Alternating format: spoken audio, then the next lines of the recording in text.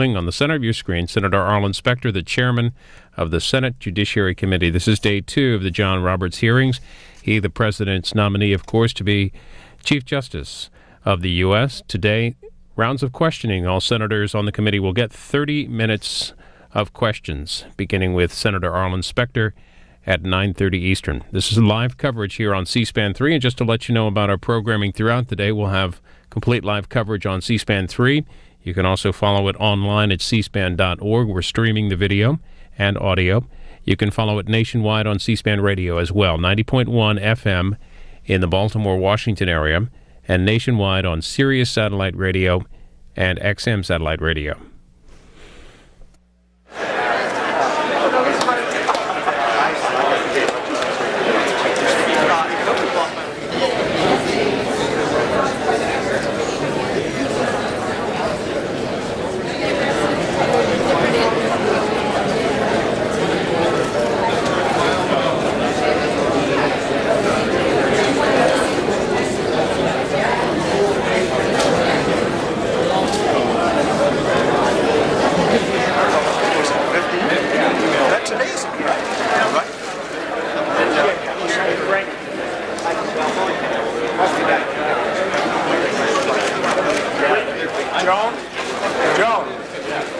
Joan.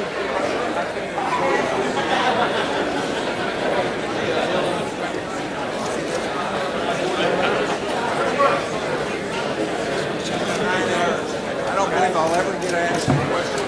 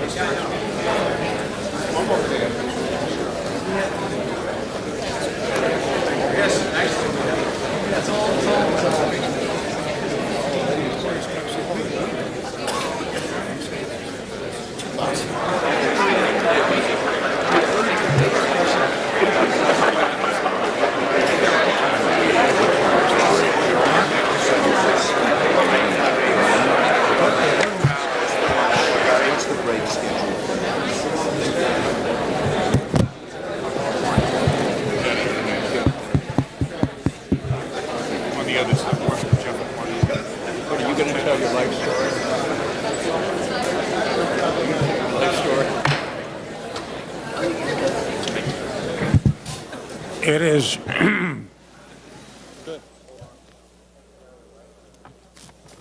is 9:30.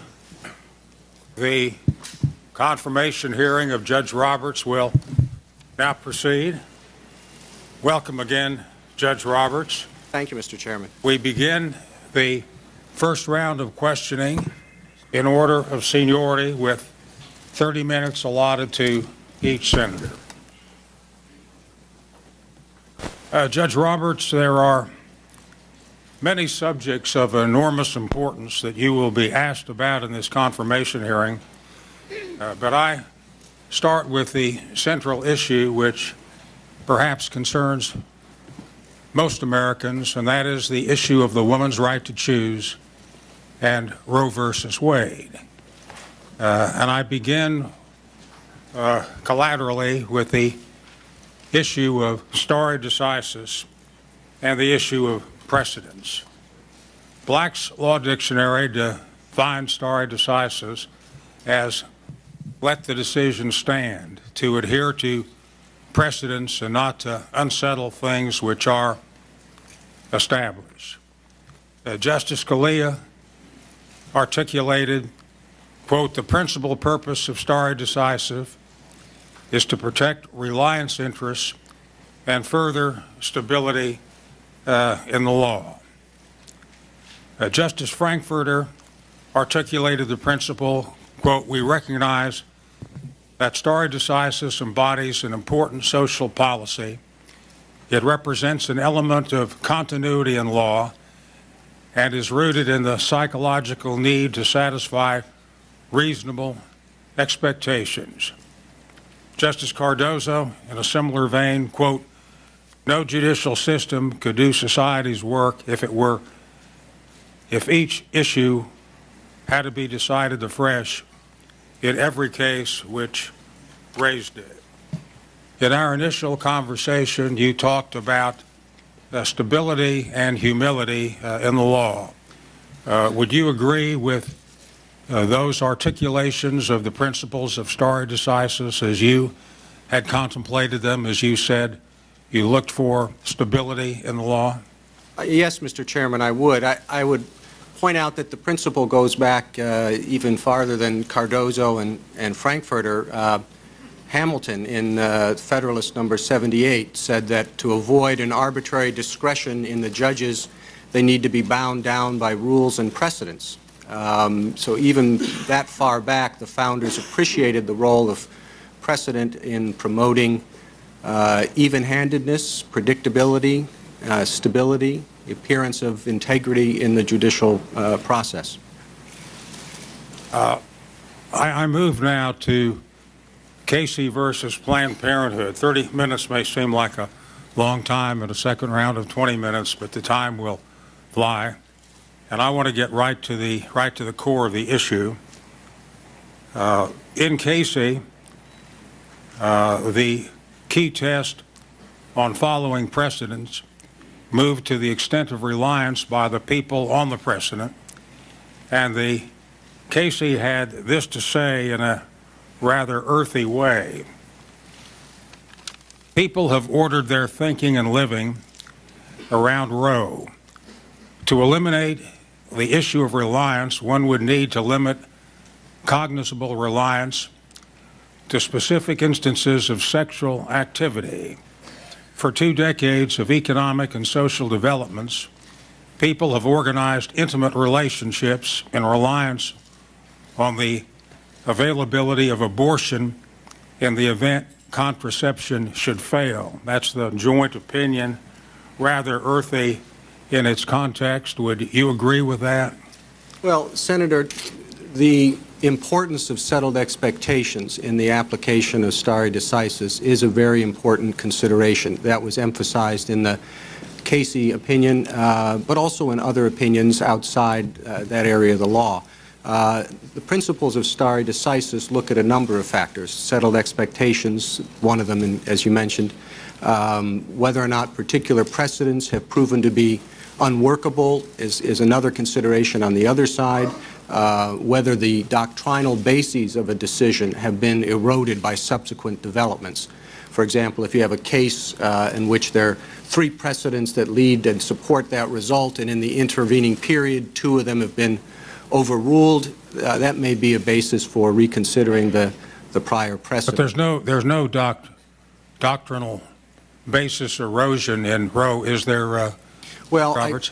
I feel the need to stay away from a discussion of particular cases. I'm happy to discuss the principles of stare decisis, and the Court has developed a series of precedents on precedent, if you will. They have a number of cases talking about how this principle should be applied. And as you emphasized in Casey, they focused on settled expectations. They also looked at the workability and the erosion of precedents. The erosion of precedent, I think, figured more prominently in the court's discussion in the Lawrence case, for example, but it is one of the factors that is looked at on the other side of the balance. Well, do you see any erosion of precedent as to Roe?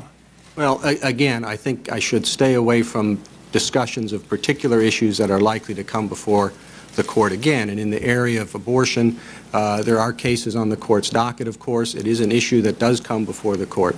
So while I'm happy to talk about stare decisis and the importance of precedent, I don't think I should get into the application of those principles in a particular area. Well, Judge Roberts, I don't know that we're dealing with any specific issue. If when you mention, and you brought the term up, erosion of precedent, whether you see that as a factor in the application of stare decisis or expectations, for example, on the citation I quoted from Casey versus Planned Parenthood. Well, in the particular case of Roe, obviously you had the Casey decision in 92 or 93? 92. 92, in which they went through the various factors on stare decisis and reaffirmed the central holding in Roe while revisiting the trimester framework and the substituting the undue burden analysis for the strict scrutiny. So as of 92, you had a reaffirmation of the central holding in Roe. That decision, that application of the principles of stare decisis is, of course, itself a precedent that would be entitled to respect under those principles. The joint opinion then goes on after the statement as to sexual activity to come to the core issue about women being able to plan their lives. Quote, the joint opinion says, the ability of women to participate equally in the economic and social life of the nation has been facilitated by their ability to control their reproductive lives. Do you agree with that statement, Judge Roberts? Well, yes, Senator, as a general proposition, but I do feel compelled to point out that I should not, based on the precedent of prior nominees, agree or disagree with particular decisions, and I'm reluctant to do that. That's one of the areas where I think the prior nominees have drawn the line when it comes to, do you agree with this case or do you agree with that case? And that's something that I'm going to have to draw the line in the same place. Well, I'm not going to ask you whether you're going to vote to overrule Roe or sustain it, but we're talking here about the jurisprudence of the court and their reasoning. Let me come to another key phase of Casey, where the joint opinion says a, quote, terrible price would be paid for overruling Roe. It would seriously weaken the court's capacity to exercise the judicial power and to function as the Supreme Court of the nation dedicated to the rule of law. Now, this moves away from the specific holding and goes to a much broader jurisprudential point, really raising the issue of whether there would be a recognition of the court's authority. And in a similar line, the court said this, that to overrule Roe would be, quote, a surrender to political pressure, and added, quote, to overrule under fire would subvert the court's legitimacy, close quote. So in these statements on Casey, you're really going beyond the holding. You're going to the legitimacy and authority of the court. Do you agree with that? Well, I do think the considerations about the court's legitimacy are critically important. In other cases, I'm thinking of Payne versus Tennessee, for example, the court has focused on extensive disagreement as a grounds in favor of reconsideration. In Casey, the court looked at the disagreement as a factor in favor of reaffirming the decision. So it's a factor that is played different ways in different precedents of the court. I do think that it is a jolt to the legal system when you overrule a precedent. Precedent plays an important role in promoting stability and even-handedness. It is not enough, and the Court has emphasized this on several occasions. It is not enough that you may think the prior decision was wrongly decided. That really doesn't answer the question, it just poses the question. And you do look at these other factors, like settled expectations, like the legitimacy of the Court, like whether a particular precedent is workable or not, whether a precedent has been eroded by subsequent developments. All of those factors go into the determination of whether to revisit a precedent under the principles of stare decisis. A jolt to the legal system, a movement against stability. One of the Roberts doctrines. If a overruling of a prior precedent is a jolt to the legal system, it is inconsistent with principles of stability.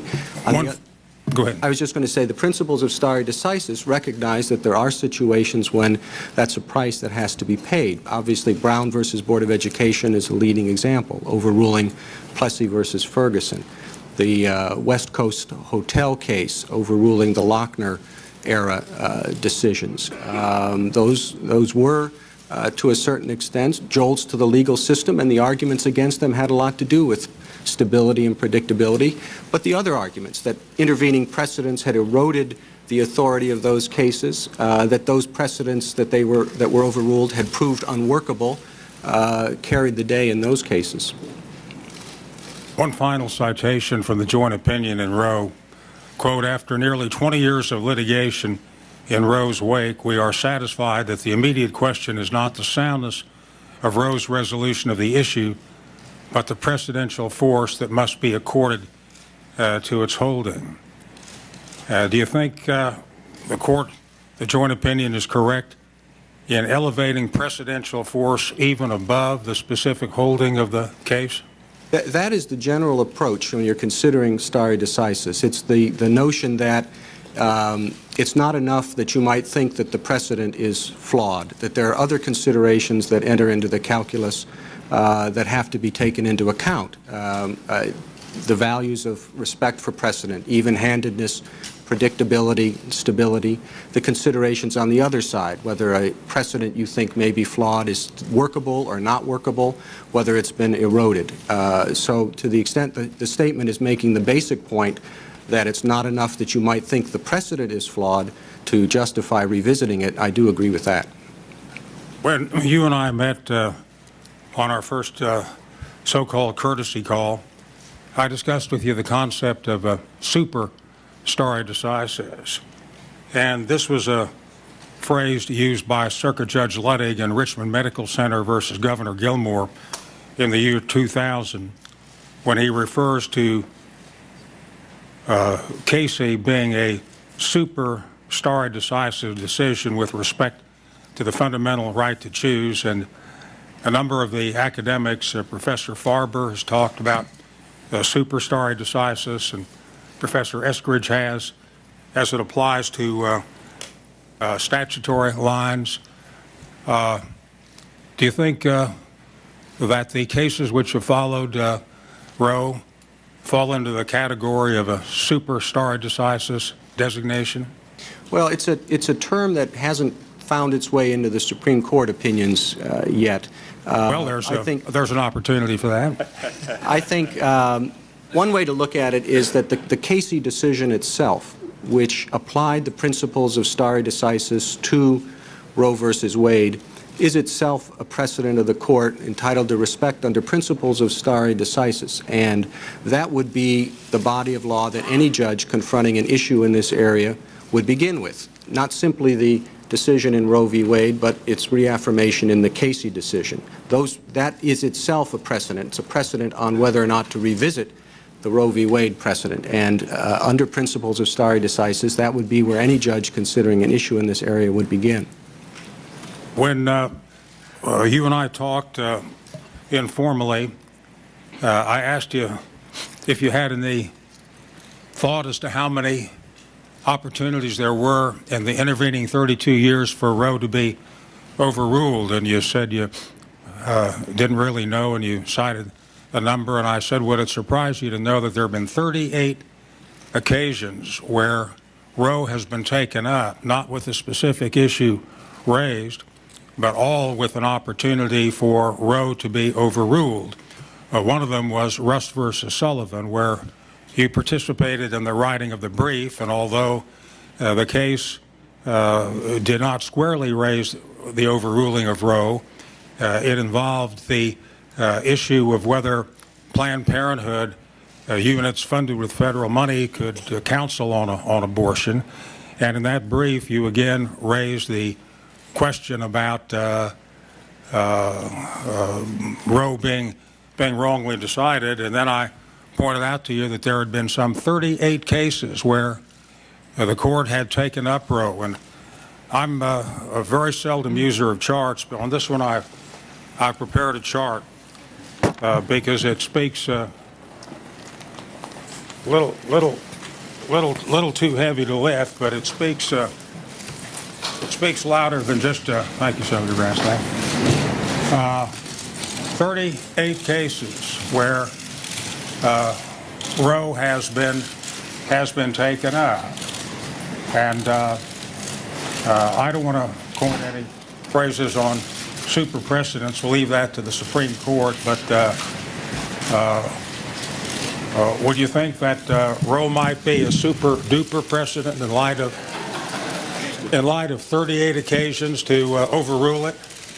Well, the interesting thing, of course, is the not simply the opportunity to address it, but when the court actually considers the question. And that, of course, is in the Casey decision, where it did apply the principles of stare decisis and specifically addressed it. And that, I think, is the decision that any judge in this area would begin with.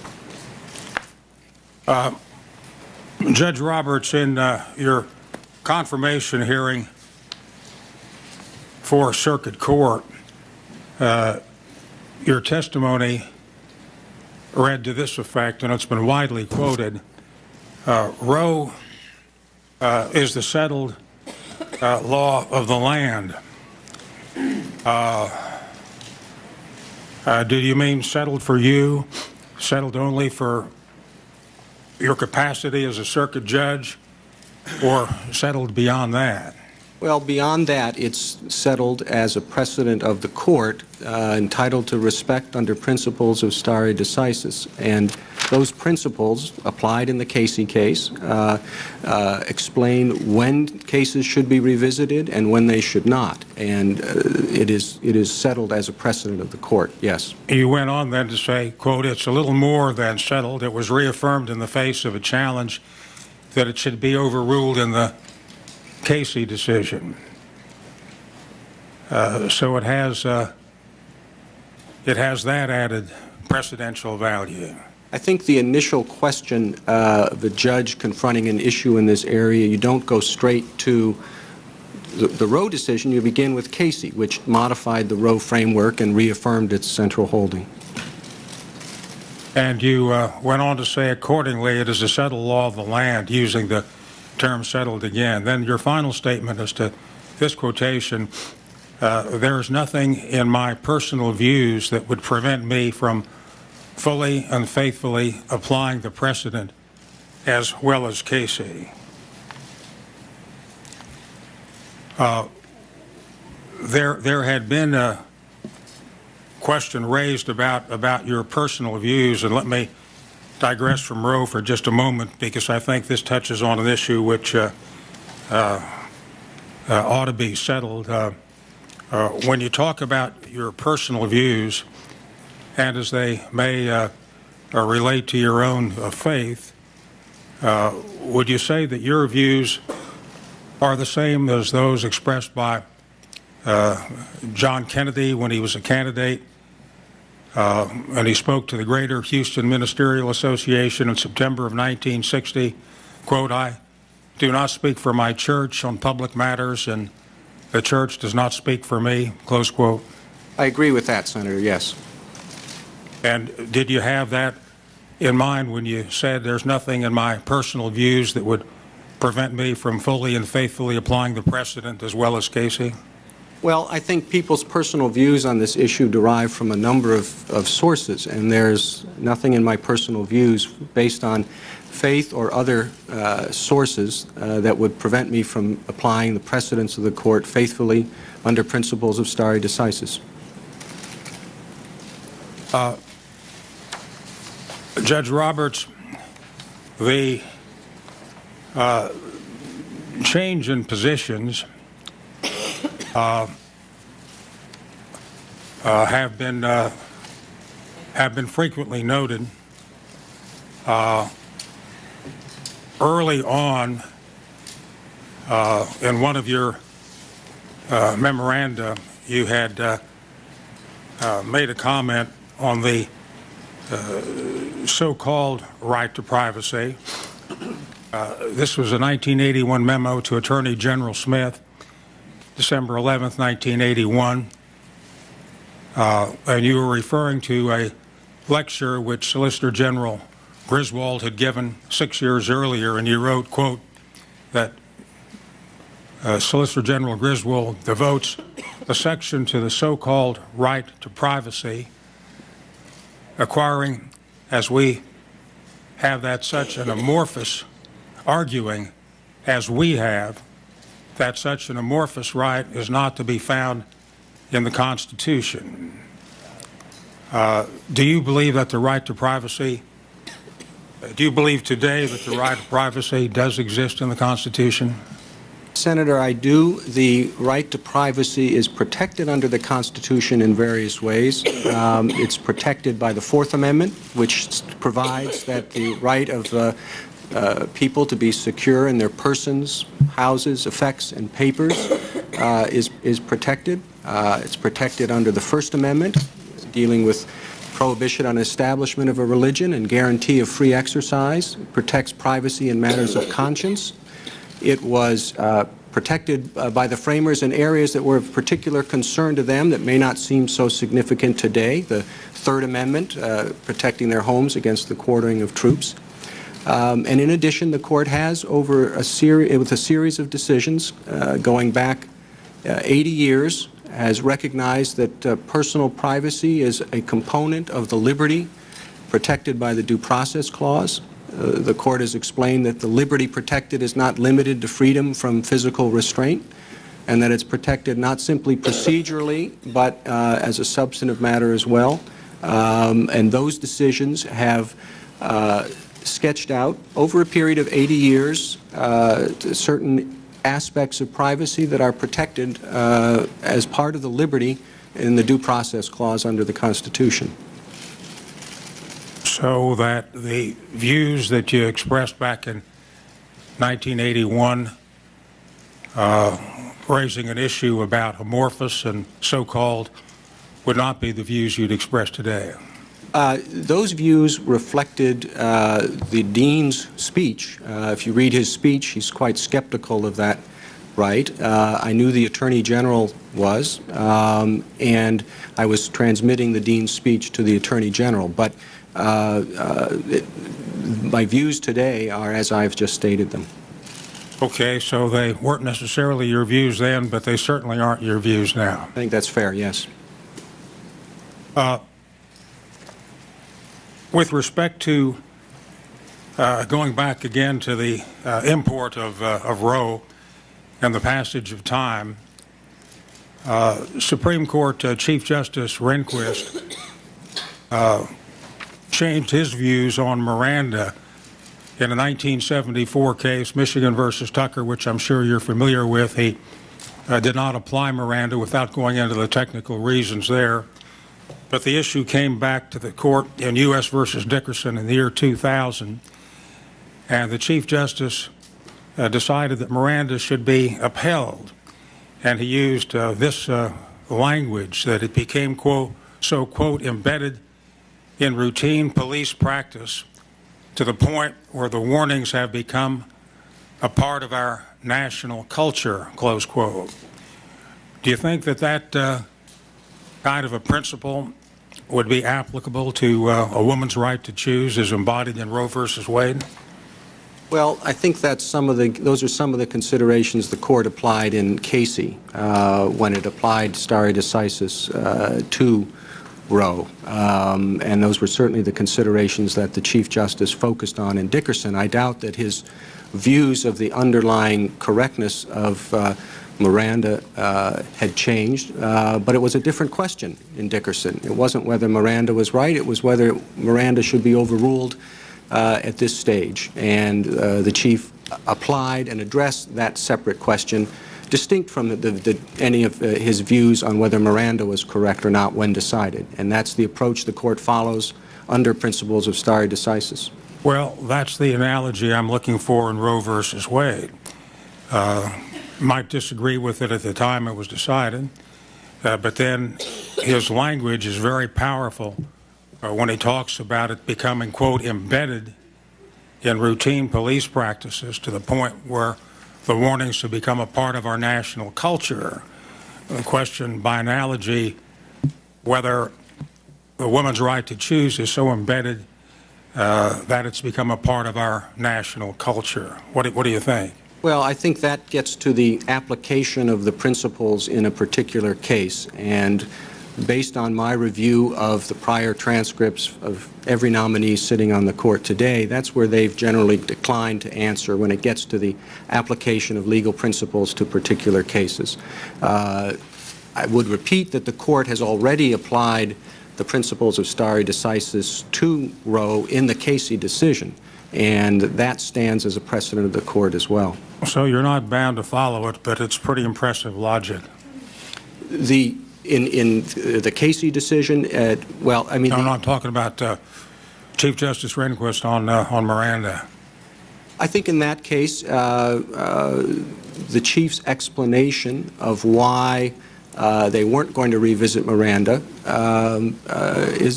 it persuaded, I believe, all but one member of the Court.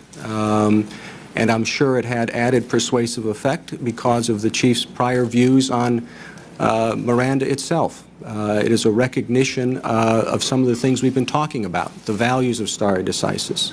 I don't think, again, that there's any doubt what the Chief, certainly what he thought. He told us what he thought about Miranda. I doubt that those views had changed, but there are other considerations that come into play when you're asked to revisit a precedent of the Court. And those are the things we've talked about, and they're laid out again in Dickerson and other cases of the Court. Payne versus Tennessee, for example, Agostini, a variety of decisions where the Court has explained when it will revisit a precedent and when it will not. And of course, the decisions come out both ways. In Payne versus Tennessee, the Court went through the analyses. It was a case about whether victims could testify at sentencing. The precedent said no, and they overruled those. Let me move to two more points before my time is about to expire. 2 minutes and 35 seconds. There's a continuing debate on whether the Constitution is a living thing, and as you see, Chief Justice Rehnquist shift his views on Miranda suggests that he would agree with Justice John Marshall Harlan's dissent in Poe, where he discusses the constitutional concept of liberty and says, quote, the traditions from which it developed, that tradition is a living thing. Would you agree with that? I agree that the tradition of liberty is a living thing, yes.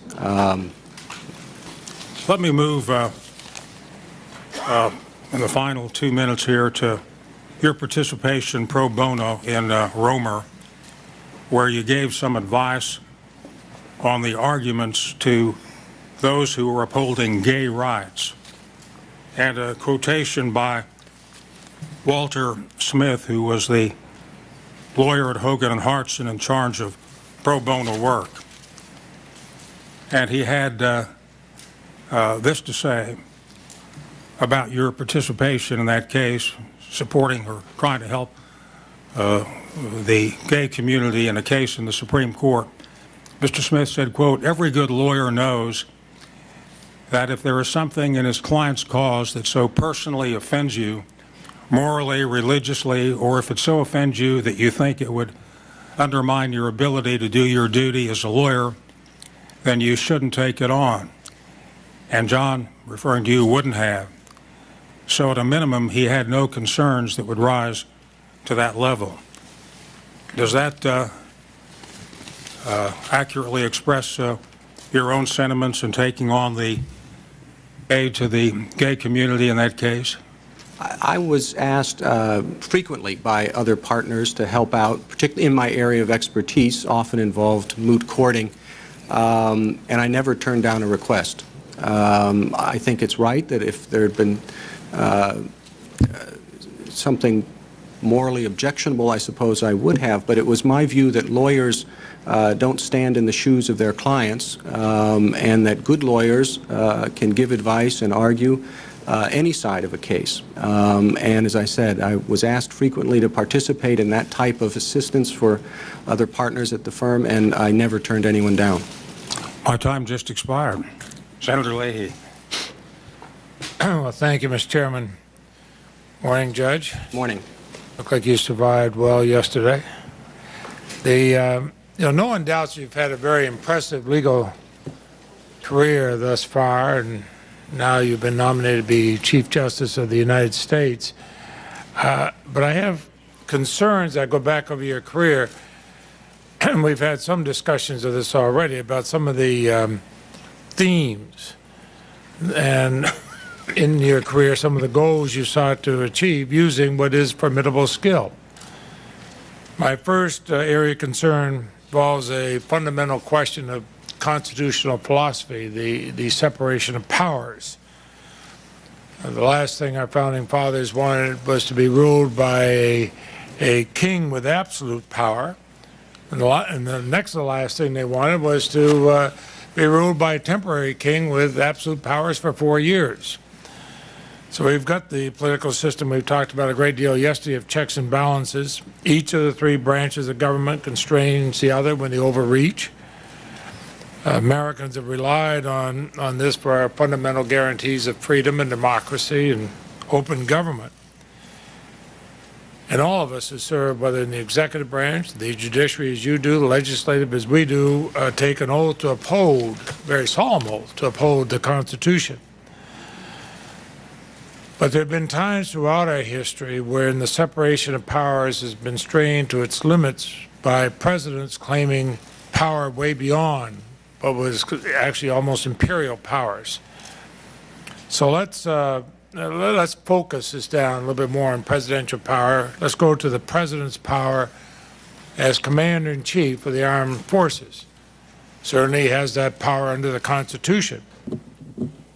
I look back to the time when you were a lawyer in the Reagan White House. You objected to a bill that would give certain preferences to veterans who had served in Lebanon between August 20th, 1982, and, quote, the date the operation ends, close quote, and the date would be as either set by presidential proclamation or a concurrent resolution of Congress. And you wrote that the difficulty with such a bill is that it recognizes a role for Congress in terminating the Lebanon operation. And you wrote further, quote, I do not think we would want to concede any definite role for Congress in terminating the Lebanon operation, even by joint resolution presented to the President. And then you explained even parenthetically that even if the President vetoed such a joint resolution, of course the Congress could override it by a 2/3 majority. I find that troubling. I'll tell you why. Before I read your memo, I thought that everybody agreed there'd be only one answer to the question of whether Congress could stop a war. Your memo suggested Congress is powerless to stop a president who is going to conduct an unauthorized war. I really find that extremely hard to follow, and I imagine most Americans would. I'll give you a hypothetical. Congress passes a law, and for all U.S. forces to be withdrawn from the territory of a foreign nation by a set date. The President vetoes the law. The Congress overrides that and sets into law, you must withdraw by a certain date. Now, is there any question in your mind that the President would be bound to faithfully execute that law? Well, Senator, I don't want to answer a particular hypothetical that could come before the court, but I'm happy to comment on the memorandum that you're discussing. Oh, no, wait a minute. That's hypothetical. I mean, isn't this kind of hornbook law? If the I don't know if any cases are coming before the court. I mean, this is kind of hornbook. The Congress says to the president, you got to get out and pass a law which is either signed into law by the president or overridden, or you override a presidential veto. Why wouldn't the president have to charge as he is under the Constitution and faithfully execute the law? Why wouldn't he have to follow that law? Well, Senator, that issue and similar issues have in fact come up. There were, for example, lawsuits concerning the legality of the war in Vietnam, various efforts, and certainly the arguments would be made on the other side about the president's authority, and that may well come before the court. Judge, with all due respect, the cases in Vietnam were not based on a specific law passed by Congress to get out. I mean, Congress did cut off the funding. Right. In April 1975, by a one-vote margin in the Armed Services Committee, I know because I was the newest member of the committee at that time, voted to not authorize the war any longer. But are you saying that Congress could not pass a law that we must withdraw forces? No, Senator, I'm not. What I'm saying is that that issue or issues related to that could well come before the court, and that's why I have to resist answering a particular hypothetical question. The memo you refer to, I was working in the White House counsel's office then. The White House counsel's office is charged to be vigilant to protect the executive's authority, just as you have lawyers here in the Senate and the House has lawyers who are experts and charged with being vigilant to protect the prerogatives of the legislative branch. I believe very strongly in the separation of powers. That was a very important principle that the framers set forth that is very protective of our individual liberty. It makes sure the legislative branch legislates, the executive executes, and the judicial branch decides the law. And it was part of the framers' vision that each of the branches would be, to a certain extent, jealous of what they regarded as their prerogatives. And to the extent there is a dispute between the legislative branch and the executive branch, it's the job, of course, of the judicial branch to resolve that dispute.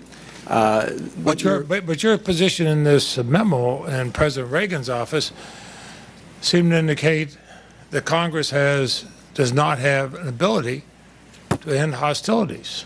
With respect, Senator, you're vastly overreading the memorandum. Tell me why. Well, because it had nothing to do with terminating hostilities. It had to do with the eligibility for certain pension benefits. And the question then was whether or not who should be determining when the hostilities ceased or should cease. And there again, a lawyer for the executive branch, not a judge who would be considering the issue in an entirely different light, but a lawyer for the executive branch, a careful lawyer would say there may be a problem there. Are we conceding anything by saying the legislature gets to determine when the hostilities end? I don't think it's overreading it at all, as you suggest, to say when you write, I do not think we would want to concede any definitive role for Congress in terminating the Lebanon operation even by joint resolution presented to the President.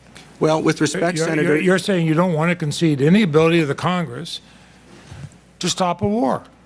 With respect, Senator, the memorandum is about legislation for, if I'm remembering it correctly, it was 20-some years ago, pension benefits or certain additional pay benefits. That's what it was about. And I suspect if you asked any lawyer for any president of any administration whether they wanted to concede that general principle, or if, as careful lawyers, they would prefer that that provision were rewritten or not in there, I'm fairly confident, regardless of the administration, that a lawyer for the executive would take the same position. Now, I'm also fairly confident that one of your lawyers here in the Senate would take the opposite position. Let me ask you this question. Does Congress have the power to declare war? Of course. The Constitution specifically gives that power to Congress. Does Congress then have the power to stop a war? Congress certainly has the power of the purse, and that's the way, as you noted earlier, that Congress has typically exercised. But we know we did that in the Bolin Amendment and the Reagan administration, as we found out in the sorry chapter of Iran-Contra, went around that, violated the law, worked with Iran, sold arms illegally to Iran. I think that's one of the axis of evil today. and to continue the war, the Contra war in Central America. So the power of the purse, we've cut off money. The wars sometimes keep going. Do we have the power to terminate a war? We have the power to declare war. Do we have the power to terminate war? Senator, that's a question that I don't think can be answered in the abstract. You need to know the particular circumstances and exactly what the facts are and what the legislation would be like.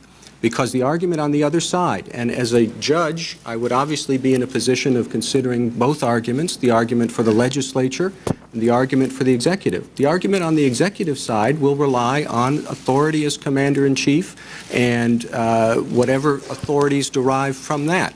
Well, so it's not something that can be answered in the abstract. As you said, your answer is that you were just talking about the question of veterans' benefits and all after this. I would note that the memo you wrote wasn't entitled Veterans Benefits. It was entitled War Powers Problem. I don't think I overstate it. Now, let me ask you another question. We spoke about this again this morning, and I had told you when we met, in fact, I gave you a copy of the Bybee memo, so that this would not be a surprise to you. The Justice Department's Office of Legal Counsel issued a secret opinion in August 2002, which argued the President enjoys, quote, complete authority over the conduct of war, close quote, and, quote, the Congress lacks authority to set the terms and conditions under which the President may exercise his authority as Commander-in-Chief to control the conduct of operations during war, close quote. And then it took the argument to the extreme when it concluded the President, when acting as Commander-in-Chief, was not bound by the federal law banning the use of torture. In other words, the President would be above the law in that regard. You did not write that memo, I hasten to add, but you've seen it.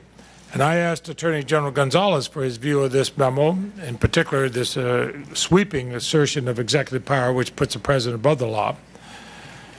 He never gave an answer on that, and that's one of the reasons why many had voted against his confirmation. So now let me ask you this.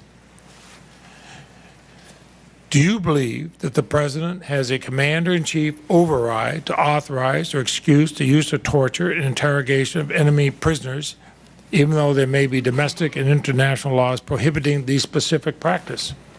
Senator, I believe that no one is above the law under our system, and that includes the President. The President is fully bound by the law, the Constitution, and statutes. Now, there often arise issues where there's a conflict between the legislature and the executive over an exercise of executive authority, asserted executive authority.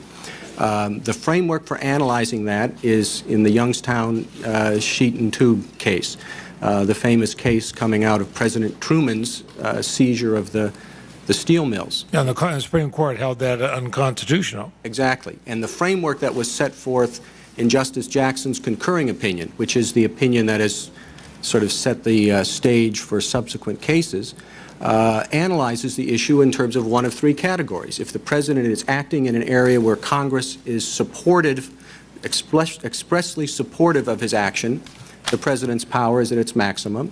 If the President is acting in an area such as you postulate under the Bybee memo, where the President is acting contrary to congressional authority, what Justice Jackson said is the President's authority is at its lowest ebb. It consists solely of his authority under the Constitution, less whatever authority Congress has. And then, of course, there's the vast middle area where courts often have to struggle because they can't determine whether Congress has supported a particular exercise or not. The Dames and Moore case, for example, is a good example of that. Would you consider? Oh, go ahead. I was just going to say the first issue for a court confronting the question you posed would be whether Congress specifically intended to address the question of the President's exercise of authority or not. Well, I would think that if you pass a law saying nobody in our government shall torture, I think that's pretty specific. But let me ask you this: is Youngstown settled law? Would you consider Youngstown settled law? I think the approach in the case is one that has guided the court in this area since 1954, 52, whatever it was. So the reason I asked that, when Bybee wrote this, Mr. Bybee wrote this memo, he never cited Youngstown. I think it was Harold Cole, the dean at the Yale Law School, who said this was a stunning omission. I don't agree with that. The president instead went ahead and appointed or nominated Mr. Bybee to a federal judgeship. Well, Youngstown's a very important case in a number of respects, not least the fact that the opinion that everyone looks to, the Jackson opinion, was by Justice Jackson, who was, of course, FDR's Attorney General, and certainly a proponent of expansive executive powers. But he also said he's one of the justices you admire the most. He is, for a number of reasons. And what's significant about that aspect of his career is here's someone whose job it was to promote and defend an expansive view of executive power as Attorney General, which he did very effectively. And then when he went on the court, as you can tell from his decision in Youngstown, he took an entirely different view of a lot of issues. In one famous case, even disagreeing with one of his own prior opinions, and wrote a long opinion about how he can't believe he once held those views. I think it's a very important. Are you sending us a message? Well, I'm just saying, one reason people admire Justice Jackson so much is that although he had strong views as Attorney General, he recognized when he became a member of the Supreme Court that his job had changed, and he was not the president's lawyer.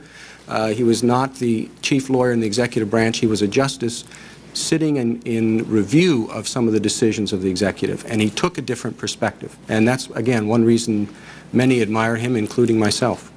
Well, the reason I ask, I mean, I thought the memo was outrageous, and once it became public, not until it became public, but after it became public, the president disavowed it and said that it posed to torture, and I commend him for that. Many wished it had been the administration taking that position prior to the press finding out about it. But in the Jackson opinion, and I just pulled it out here, he says the president has no monopoly of war powers, whatever they are. Well, Congress cannot deprive the president of the command of the Army and Navy. Only Congress can provide him with an Army and Navy to command. Congress is also empowered to make rules for the government and regulation of land and naval forces, by which it may, to some unknown extent, impinge upon even command functions. Do you agree that Congress can make rules that may impinge upon the president's command functions? Certainly, Senator. And the point that Justice Jackson is making there is that the Constitution vests pertinent authority in these areas in both branches. The president is the commander-in-chief, and that meant something to the founders. On the other hand, as you just quoted, Congress has the authority to issue regulations governing the armed forces, another express provision in the Constitution. Those two can conflict. If by regulating, making regulations for the armed forces, Congress does something that interferes with, in the president's view, his command authority. And in some cases, those disputes will be resolved in court, as they were in the Youngstown case. And in his book, All the Laws But One, Chief Justice Rehnquist, the late Chief Justice, concluded with this sentence: the laws will not be silent in time of war, but they'll speak with a somewhat different voice. He offers that somewhat different voice, of course, the Supreme Court decision, an infamous decision, horrible decision, in my estimation, Korematsu. As we know, in that case, the court upheld the internment of Japanese Americans in detention camps, not because of anything they'd done, not because of any evidence that they were at all disloyal to the United States, but solely based on their race. As sometimes this country has legislated very, very cruelly and very wrongly solely on the question of race. Now, the Korematsu's majority's failure to uphold the Bill of Rights, I believe is one of the greatest failures in the court's history. Now, we can't forward, I don't believe, to have a Supreme Court that would continue the failings of Korematsu, especially when we're engaged on a war on terror that could last throughout our lifetime. Probably will. We'll always face, this country, all Western world, all democracies will face terrorist attacks, whether internal, as we had in Oklahoma City, or external, in 9/11. I just want to make sure you're not going to be a Korematsu justice. So I have a couple questions. Can I assume that you would hold the internment of all residents of this country who intern just because they have a particular nationality or ethnic or religious group, you would hold that to be unconstitutional? The internment of a group solely on the basis of their nationality or ethnic or religious group? I suppose a case like that could come before the court. I would be surprised to see it, and I would be surprised if there were any arguments that could support it. Let me ask you this. Do you feel that you'd be able to interpret the Bill of Rights the same, whether we're in wartime or not? I do, Senator. I read the Chief's book that you quoted from, and for someone who sits on the court that I sit on now, we famously look back to one of the first cases decided in the D.C. Circuit. It was the Aaron Burr trial, and it's, if anything, I thought the you motto. might mention that. Well, it's sort of the motto of our court, an opinion that was written out of that, in which the judge explained that it was our obligation to calmly poise the scales of justice in dangerous times as well as calm times. That's a paraphrase, but the phrase "calmly poise the scales of justice" is, if anything, the motto of the court on which I now sit, and that would be the guiding principle for me, whether I'm back on that court or a different one, because some factors may be different, the issues may be different, the demands may be different, but the Bill of Rights remains the same, and the obligation of the court to protect those basic liberties in times of peace and in times of war, in times of stress and in times of calm, that doesn't change. I hope you feel that way. I know in the people spoke of the First Amendment, it's not there to protect popular speech. That's easy. It's unpopular speech. And as I mentioned yesterday, our state really wanted to make sure the Bill of Rights was going to be there before we joined the Union. Let me switch gears a bit. In the area of environmental protection, I feel that you've narrowly construed laws in the Constitution in a way that closed the courthouse doors to millions of parents who want to protect their children from dangerous air pollution or unsafe drinking water, fish contaminated with mercury, foods covered with pesticides. We all know that often the president, no matter who is president, local governments don't do enough to protect people in environmental areas, environmental dangers, and we've given them protection. The Congress has. I thought your Duke Law Journal, which many have commented about in the press and otherwise, was somewhat dismissive regarding these citizen suits to protect the environment. You wrote that Congress may not ask the courts, in effect, to exercise oversight responsibility at the behest of any John Q. Public who happens to be interested in the issue. You discount the interest that many citizens in Congress have in preserving our environment. A few years ago, you sound very much like Justice Scalia. I know a few years ago, the Supreme Court, over the dissent of Justice Scalia, ruled that a citizen living near a stream that had been polluted by many illegal discharges of mercury from an upstream company did have the right to go to court over these illegal mercury discharges. The government was not enforcing the laws. So I ask you this, if their president or their governor fails to enforce these laws, why shouldn't individuals have access to courts where polluting companies could be made to pay for their wrongdoing? What can you tell us to assure us, parents of children who are worried about this, from birth defects and all of us, what can you do to assure us that they, as individuals, won't find under a Chief Justice Roberts, find the courthouse door slammed shut in their face? Well, one thing they could, I would tell them to do is read the rest of the Duke Law Journal article, because one thing it makes, point it makes, is that environmental interests, it goes on to say aesthetic interests, those are all protected under the law, and that one reason courts should insist that those who bring suit have standing, that's the issue, that are actually injured, is because standing can encompass certainly environmental harms. The issue that was being addressed in the Duke Law Journal article was whether anyone could bring a lawsuit just because they're interested in the issue, or whether the plaintiffs had to show that they had been injured. In other words, in your hypothetical, the people who are downstream from the mercury pollution, they will be able to show that they're injured and can bring suit. The question is whether somebody halfway across the country who's not injured by that act should be able to bring suit. That was the issue in the... But you know, I read it also in conjunction with your brief that you wrote in 1991 when you were Kenneth Starr's political deputy. It's in Franklin versus Gwinnett County Public Schools. Now, in that case, a girl, Christine Franklin, had been sexually harassed. She'd been abused from the time she was in the 10th grade by a teacher and a sports coach. School was aware of the sexual harassment but took no action. In fact, they even encouraged her not to complain. The Office for Civil Rights at the Department of Education investigated and found their rights were violated under Title IX of our civil rights laws. She had been physically abused. Her right to complain about gender discrimination had been interfered with. You argued that she had no right to damages for this abuse.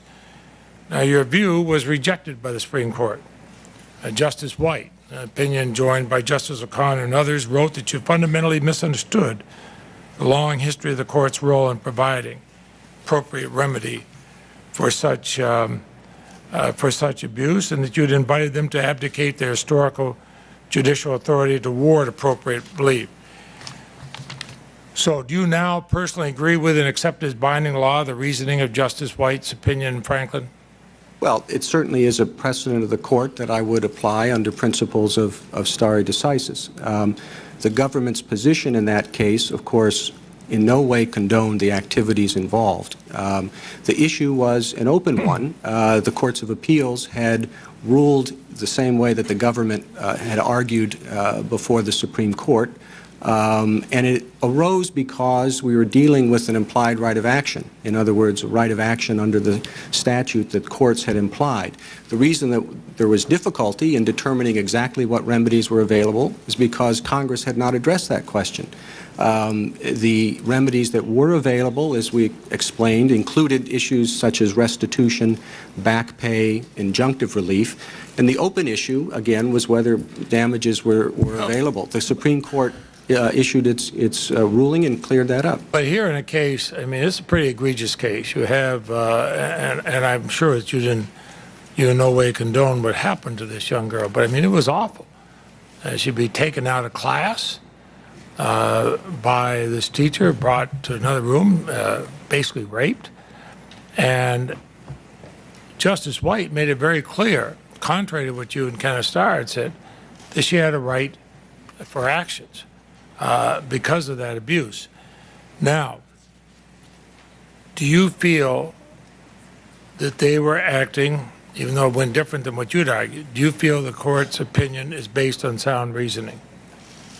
Well, I don't Do you think it's a solid precedent? It is a solid precedent. It's a precedent of the court. It was as you say, a unanimous precedent. It concerned an issue of statutory interpretation because it was unclear whether Congress had intended a particular remedy to be available or not. That was the question before the court. The Court of Appeals had ruled one way. The Supreme Court ruled the other way. The administration's position was based on the principle that the decision about the remedy of back pay was a decision that should be made by Congress and not the court. The court saw the case the other way, and that issue is now settled. And those damages actions are brought in courts around the country. But I wonder if we're balancing angels on the head of the pin. What kind of back pay was this teenage student going to be seeking? What kind of Senator, what kind of injunction is she going to do after she graduated? Would she seek that kind of injunction? I mean, you know, as a parent, and you're a parent, I mean, I just wonder, are we saying that we'll put up a block for people who have really justiciable reasons to be in court? No, Senator, again, there was no issue in the case about condoning the behavior. I found it abhorrent then, I find it abhorrent now. That's not the issue. The issue in the case is, did Congress intend for this particular remedy to be available? Other remedies were available under the provision at issue, and the question is, was this remedy available? Back pay. Restitution, an injunction to prohibit the harmful activity. Again, the issue arose because Congress had not spelled out whether there was a right of action in the first place or what the components of that right of action should be.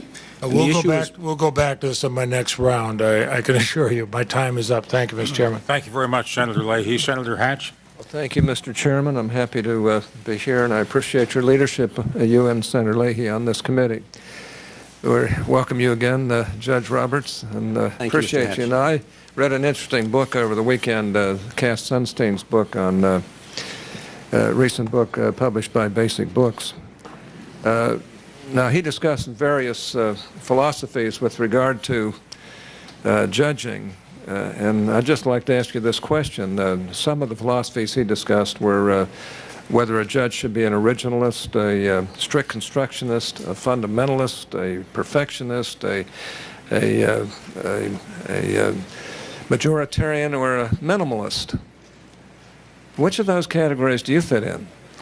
Well, I didn't have a chance to read Professor Sunstein's book. He writes a different one every week. It's hard to keep up with.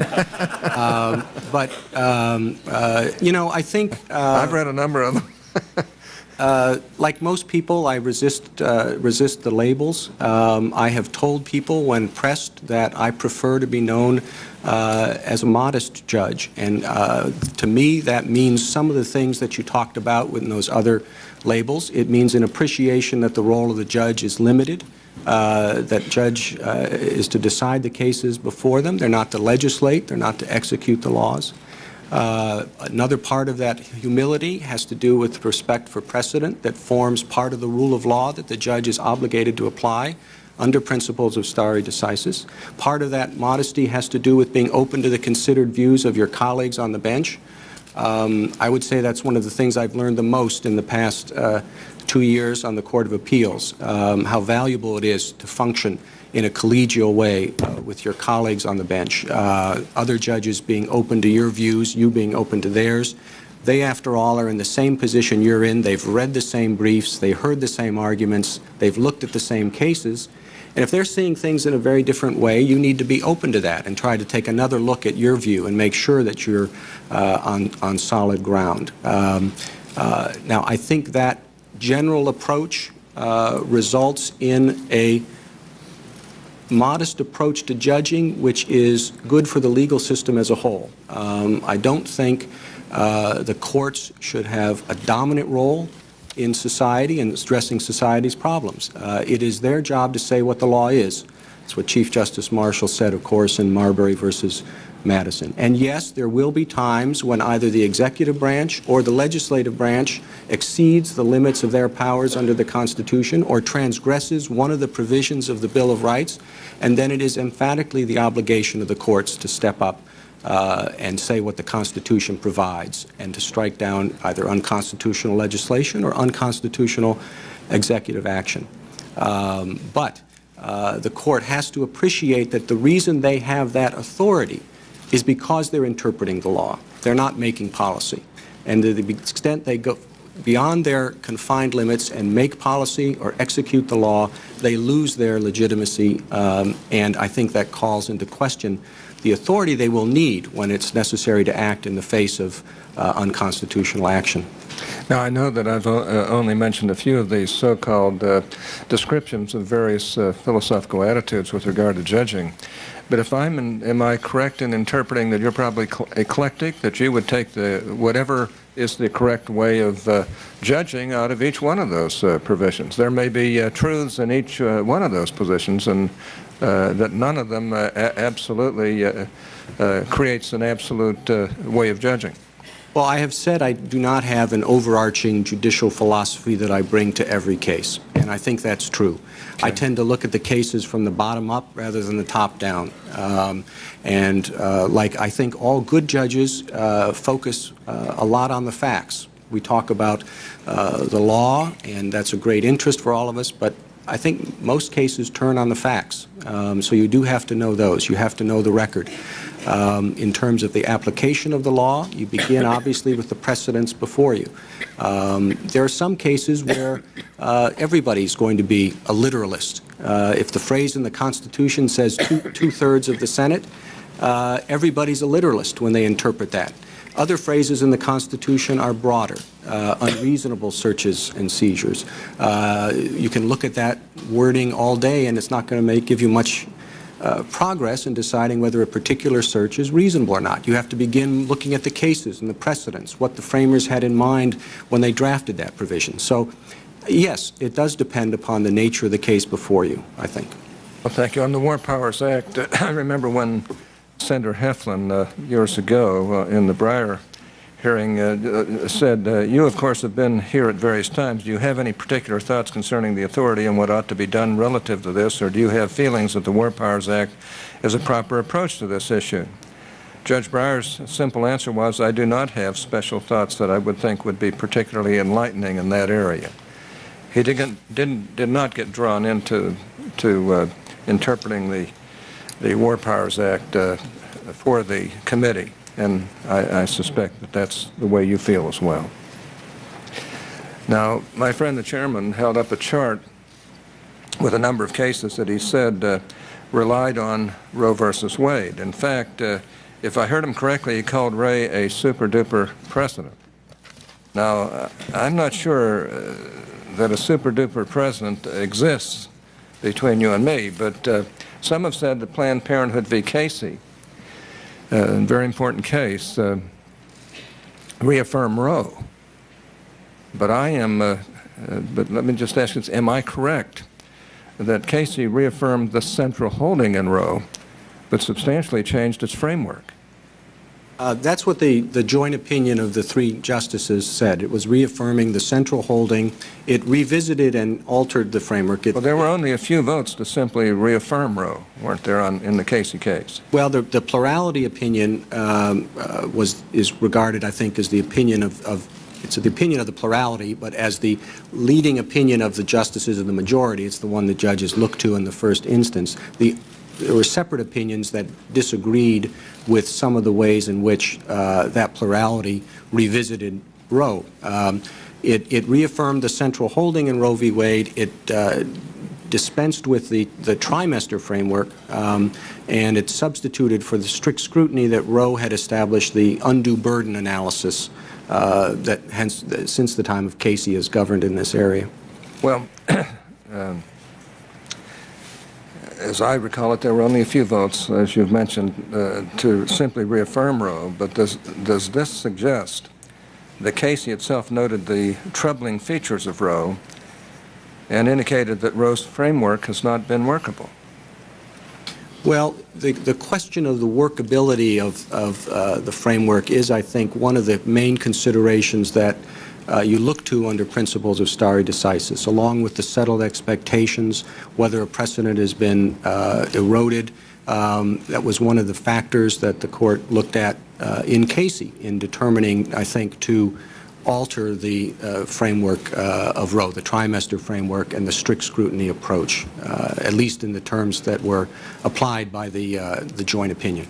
Our chairman asked if former Chief Justice Rehnquist's opinion in the Dickerson case upholding Miranda would apply to Roe versus Wade. And if I recall correctly, you properly declined to answer, but am I right that Chief Justice Rehnquist repeatedly believed that Roe should be overruled? That was his view, yes. And doesn't that mean that Rehnquist himself did not believe that his Dickerson holding should apply to Roe? Would that be a fair conclusion?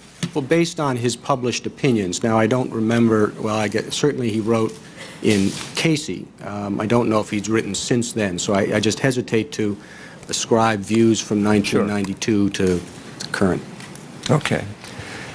Now, the chairman and ranking member have raised some important issues, and I may turn to some of them shortly, but I believe, however, that we should start with first principles before exploring how those principles should be applied. Many activist groups and some of my Senate colleagues would like nothing more than that you take a series of litmus tests, that you reveal your positions on issues and tell us where you stand. I've been on this committee during the hearings on 9 Supreme Court nominations. I voted to confirm all of the nominees, Democrats and Republicans. As I described yesterday, I agree that this committee needs answers, but only to proper questions. The important question is not what your views are on any particular issue. You are not campaigning for elective office. The question that needs to be answered is how you view the role of unelected judges in a representative democracy. And I know you've said you do not have what might be described as a carefully calibrated, highly defined judicial philosophy. But as each individual case comes before you with its own unique facts and issues, yesterday you gave us your commitment that you will approach that case within a certain framework. Now, I'm more interested in learning more about that framework, that perspective, and what you believe your job as a judge really is than I am in how you specifically implement that framework in specific cases or individual cases. Now, this is where I do differ with some of my colleagues. I want to know more about how you get or how you intend to get to a conclusion, while some appear to only want to know what the conclusion will be, like on issues such as abortion. Some think that judges exist to defend and promote progress, preserving the gains of the past and bringing us to a better future of equality and justice. Now, that does not sound, to use a word you have used to describe judges, very modest to me. On the other hand, Senator DeWine noted Justice Byron White, appointed by President Kennedy, said that judges decide cases. And I thought that was an important quote yesterday. Yesterday, you used the analogy of an umpire who calls balls and strikes, but neither pitches or bats. Please help the committee sort this out by describing further the role you believe unelected judges play or should play in our system of government. Are they charged, for example, with using the Constitution to effect cultural and political reform? Or does the Constitution require that this should be left to the people and their elected representatives? How can the judiciary sit in constitutional judgment over the legislative and executive branches while still remaining co-equal with them? If you could kind of take a crack at those various questions, I'd appreciate it. Well, Justice White's insight that was quoted by Senator DeWine yesterday, that judges' obligation is to decide cases, really has constitutional significance. It goes back to Marbury versus Madison. You know, the Constitution doesn't have any provision that says, oh, and the judges, by the way, are to interpret the Constitution and tell us what it means. What it says is that the judges are to decide cases that arise under this Constitution, this new Constitution, and under any new laws that the Congress might pass. And what Chief Justice Marshall explained in Marbury versus Madison was that, well, if we've got to decide cases, that's our constitutional obligation, we've got to decide whether in a particular case something's consistent with the Constitution or not. So we have to decide what the Constitution means, and that's what the framers intended. So the obligation to decide cases is the only basis for the authority to interpret the Constitution and laws. That means that judges should be careful in making sure that they have a real case in front of them, a real live dispute between parties who have actual injury involved, actual interests at stake, because that is the basis for their legitimacy. And then they're to decide that case as a judge would, not as a legislator would based on any view of what's the best policy, but as a judge would based on the law. That's why the framers were willing to have the judges decide cases that required them to interpret the Constitution, because they were going to decide it according to the rule of law. The people who framed our Constitution were jealous of their freedom and liberty. They would not have sat around and said, let's take all the hard issues and give them over to the judges. that would have been the furthest thing from their mind. Now, judges have to decide hard questions when they come up in the context of a particular case. That's their obligation. But they have to decide those questions according to the rule of law, not their own social preferences, not their policy views, not their personal preferences, according to the rule of law. You've explained that it's not the duty of the judiciary to make the law or to execute it, but to interpret it. Now, I'm not naive. Sometimes interpretation is more of an art than a science. There are those who would label interpretation absolutely anything a judge might do or to the text of a statute or constitution. But it seems to me there comes a point where a judge is using his own creativity and purpose and crosses the line between interpreting a text written by somebody else and, in a sense, creating something new. Now, that troubles me since, as I said earlier, I believe in the separation of powers. If a judge crosses the line between interpreting and making the law, he has crossed the line supporting his legitimate authority from the legislative branch's authority. Now, to me, that's a very serious matter. If we believe, as America's founders did, that the separation of powers, not just in theory or in textbook, but in practice in the actual functioning of government, is the linchpin of limited government and liberty. How do you distinguish between these two roles of interpreting and making law? And can you assure the Senate and the American people that you will stay on your side of this line? I will certainly make every effort to do so, Senator. I appreciate the point that in some cases the question of whether you're interpreting the law or making the law, that line is hard to draw in some cases. I would say not in most cases. I think in most cases, most judges know what it means to interpret the law and can recognize when they're going too far into an area of making the law. But certainly there are harder cases. And someone like Justice Harlan always used to explain that when you get to those hard cases, you do need to focus again on the question of legitimacy and make sure that this is the question that you, the judge, are supposed to be deciding rather than someone else. You go to a case like the Lochner case. You can read that opinion today, and it's quite clear that they're not interpreting the law. They're making the law. The judgment is right there. They say, we don't think it's too much for a baker to work, whatever it was, 13 hours a day. We think the legislature made a mistake in saying they should regulate this for their health. We don't think it hurts their health at all. That's right there in the opinion. You can look at that and see that they are substituting their judgment on a policy matter for what the legislature had said.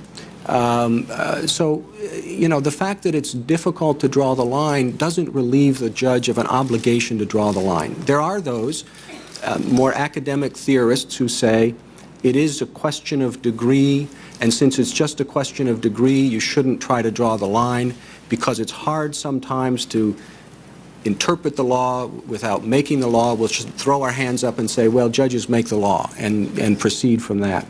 That has not been my experience, either as a judge or an advocate. My experience has been, in most cases, you can see where the line is, and you do know when judges are exceeding their authority and making the law rather than interpreting it. And careful judges are always vigilant to make sure that they're adhering to their proper function and not going into the legislative area.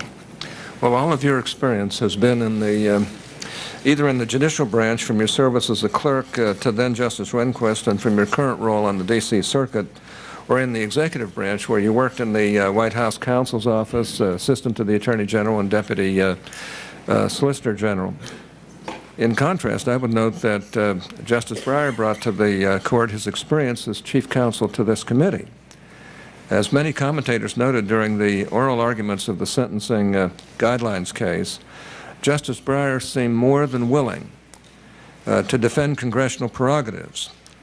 Now, what can you tell us to assure the committee that your lack of experience in working in the legislative branch of government might contribute to a lack of deference to federal statutes as you review those federal statutes on the bench? Well, I guess the first thing I would say is begin with my opinions as a judge over the past 2 years on the Court of Appeals. I think they show a healthy regard for the prerogatives of the legislative branch that is appropriate. It is certainly, as an advocate, I've certainly been arguing deference to the legislature in appropriate cases. Other cases, of course, I was on a different side and arguing the opposite. So I'm familiar with the arguments. I have not only been in a position where I've been pressing arguments, for example, for the executive branch. I have been arguing cases against the executive branch and frequently arguing cases for the proposition of deference in favor of the legislature. I guess I would just hearken back to the model I was talking about earlier of Justice Jackson, who went from being FDR's Attorney General to being a justice on the court who I think always had a healthy regard for the prerogatives of the legislative branch. Well, you claimed in your questionnaire that judges do not, quote, have a commission to solve society's problems, unquote. I could not agree more. But this is an interesting formulation. It is worth remembering, I think, that my office and your office only exist because the American people have authorized them through the Constitution. In other words, the power that you have as a judge comes from the people. Now, that would be a fair assessment, I take it. Yes. Okay, let me explore this question of precedent a little bit more with you. Obviously, the Supreme Court decides cases involving a range of issues and requiring application of different kinds of law, including regulations and statutes, as well as the Constitution. All of these cases can set precedents which might be relied upon to decide future cases raising similar issues. Now, what is your understanding of the role that precedent plays in these different categories of cases? Is precedent equally authoritative in, for example, regulatory or statutory cases as in constitutional cases? As I understand it, the Supreme Court has long said that the strength of its prior decisions is related in part to the difficulty in correcting errors. In constitutional cases, there is no external way to correct an error except by constitutional amendment. Now, the Supreme Court says, therefore, that precedent is weakest in constitutional cases. Now, I have here a list of statements from Supreme Court decisions going back decades and decades to reflect this.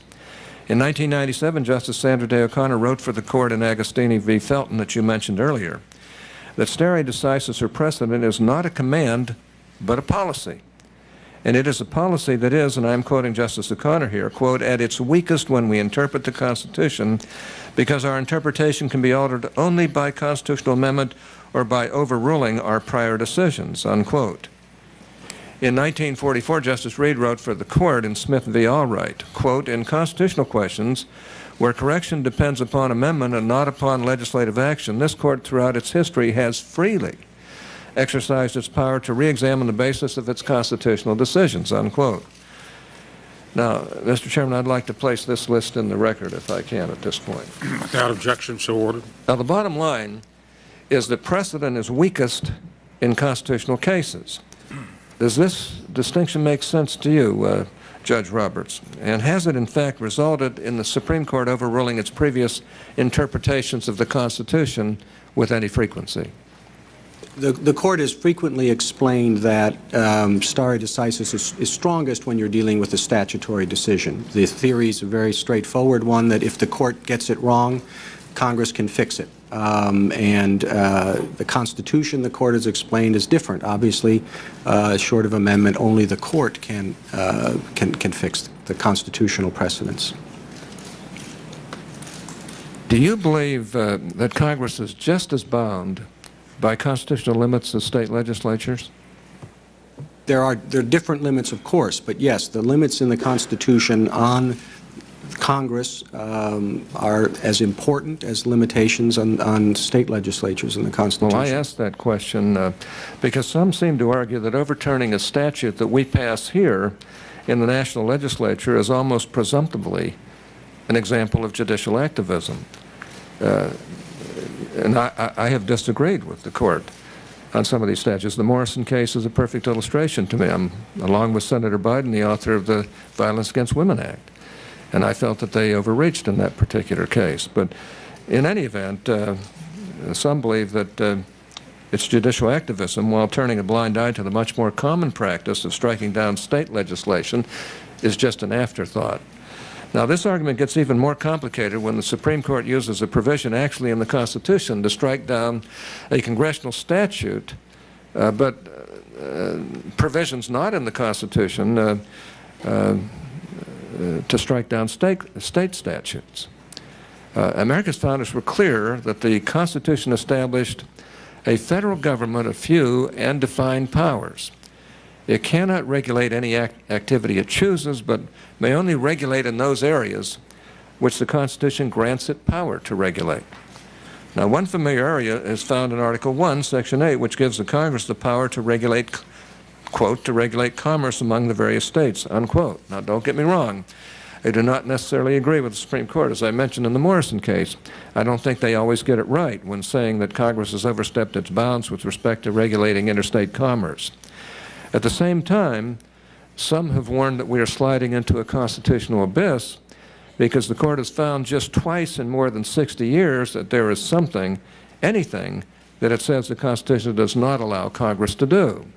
Now, could you comment on the Supreme Court's duty to exercise judicial review regarding Congress and state legislatures and their enactments? Well, the obligation to say what the law is, including determining that particular legislation is unconstitutional, is, as Chief Justice Marshall said, emphatically the duty and province of the judicial branch.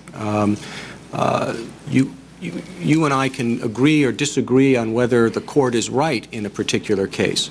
But if the court strikes down an act of Congress and it's wrong, the court shouldn't have done that, that's not an act of judicial activism, it's just being wrong. The obligation to strike down legislation is with the judicial branch. They need, I think, as Justice Holmes said, it's the gravest and most delicate duty that the court performs. And the reason is obvious. All judges are acutely aware of the fact that millions and millions of people have voted for you, and not one has voted for any of us. That means that you have the responsibility of representing the policy preferences of the people, making the determination about when legislation is necessary and appropriate, and what form that legislation should take. Our job is a very different one. We have to consider cases that raise the question from time to time whether a particular legislation is constitutional. And we have to limit ourselves in doing that to applying the law and not in any way substituting ourselves for the policy choices you've made. But it is not, as I would say, it's not judicial activism when the courts do that. They may be right or they're wrong, and if they're wrong, but it's not activism. Well, thank you, Judge. Our time's almost gone. We've talked about a lot of substantive things in this half hour. I know that the American Bar Association has 3 times unanimously given you its highest rating of well qualified. Twice for your appeals court appointment, and now again for your Supreme Court nomination. Now, we're going to hear more from the ABA about this later in the week, but I wanted to highlight one thing. The ABA examines 3 areas, including judicial temperament, and the ABA has laid out the criteria it uses for this. They include such things as compassion, open-mindedness, freedom from bias, and commitment to equal justice. And you've come out with the highest rating on all of those areas. Many people note that you have been at the pinnacle of your profession, one of a handful of Supreme Court specialists and a partner at a very prestigious law firm here in Washington, D.C., and yet you have consistently pursued pro bono work, that is, work for free to help people in need, in which you use your skill and training and legal talent to help others. Perhaps that does not fit with the stereotype that some would force upon you, but it is true, and it is real, and it says a lot about you as a person. In the few minutes we have left, please describe some of the pro bono work you have done, why those particular projects are important to you, and what you believe your efforts accomplished. The position that you have been nominated for is Chief Justice of the United States. Do you plan to use that role as a bully pulpit to encourage members of the bar to take seriously their responsibility to undertake pro bono work as you have done throughout your legal career? Yes, Senator. If I am confirmed, I would hope to do that, and if I'm not, I would hope to do that back on the Court of Appeals. I think it's a very important part of a lawyer's obligation. I'll mention just a couple of examples. I handled an appeal here before the D.C. Court of Appeals on behalf of a class of welfare recipients who had had their benefits cut off. Our position was that the benefits had been cut off in violation of the Constitution, in violation of their due process rights to notice and an individualized hearing. These were the neediest people in the district, and we pressed their argument before the Court of Appeals. The first case I argued in the Supreme Court was a pro bono matter for an individual with a double jeopardy claim against the United States. Again, someone who didn't have a lawyer, and I was very happy to do that.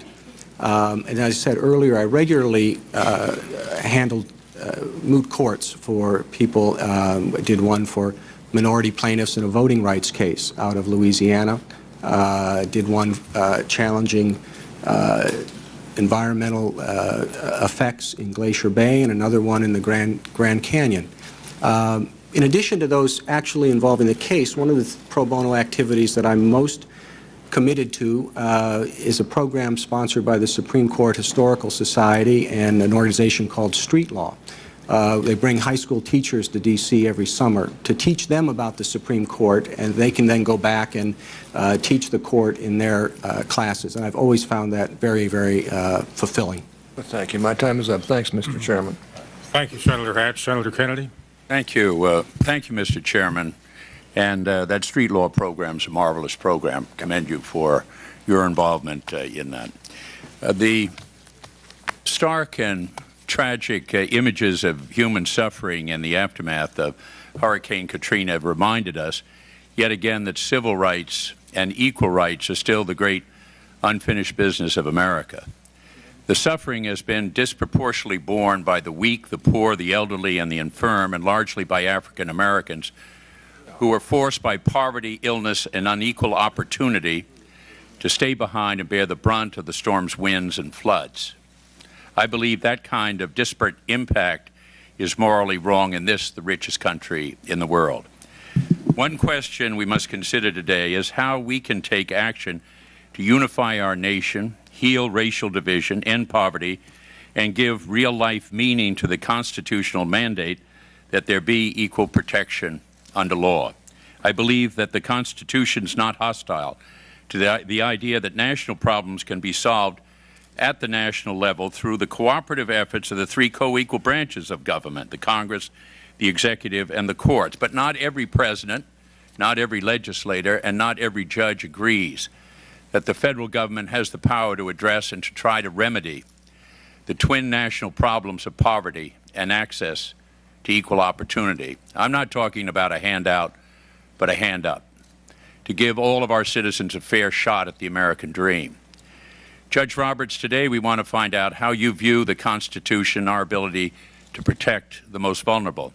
Do you believe that Congress has the power to pass laws aimed at eliminating discrimination in our society, or do you believe that our hands are tied, that the elected representatives of the people of the United States are without the power to pass laws aimed at righting wrongs, ending injustice, eliminating the inequalities that we have just witnessed so dramatically and tragically in New Orleans? The American people want to know where you stand. We want to find out your view of the rule of law and the role of courts in our system. That's why it is so important, and I hope we will receive your frank and candid and complete responses to the questions we asked today. To start my inquiry, I want to discuss with you the Brown versus Board of Education, which you have already mentioned this morning, which I believe is the most important civil rights decision in our lifetime. In Brown, decided in 1954, the year before you were born, the Supreme Court concluded unequivocally that black children have the constitutional right to be educated in the same classrooms as white students. The court rejected the old doctrine of separate but equal, finding that it violated the Equal Protection Clause of the 14th Amendment. In considering the issues raised by Brown, the court took a broad and real-life view of the question before it. It asked, does segregation of children in public schools solely on the basis of race, even though physical facilities and other tangible factors may be equal, deprive the children of the minority group of equal educational opportunities?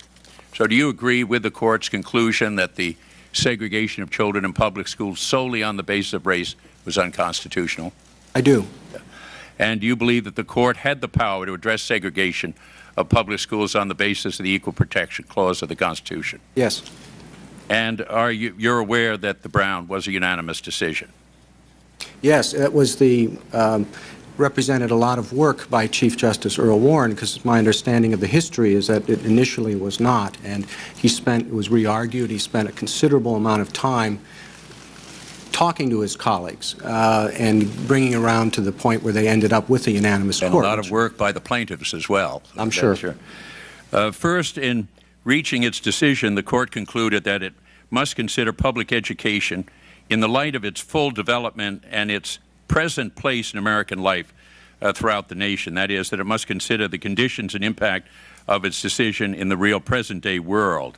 The court specifically declined to rely on the legislative history of the 14th Amendment. It looked instead to the facts and situation as they exist in the case and in the world at the time of the decision. Judge Roberts, do you agree that the court was correct in basing its decision on real-world consideration of the role of public education at the time of its decision rather than the role of public education in 1868 when the 14th Amendment was adopted?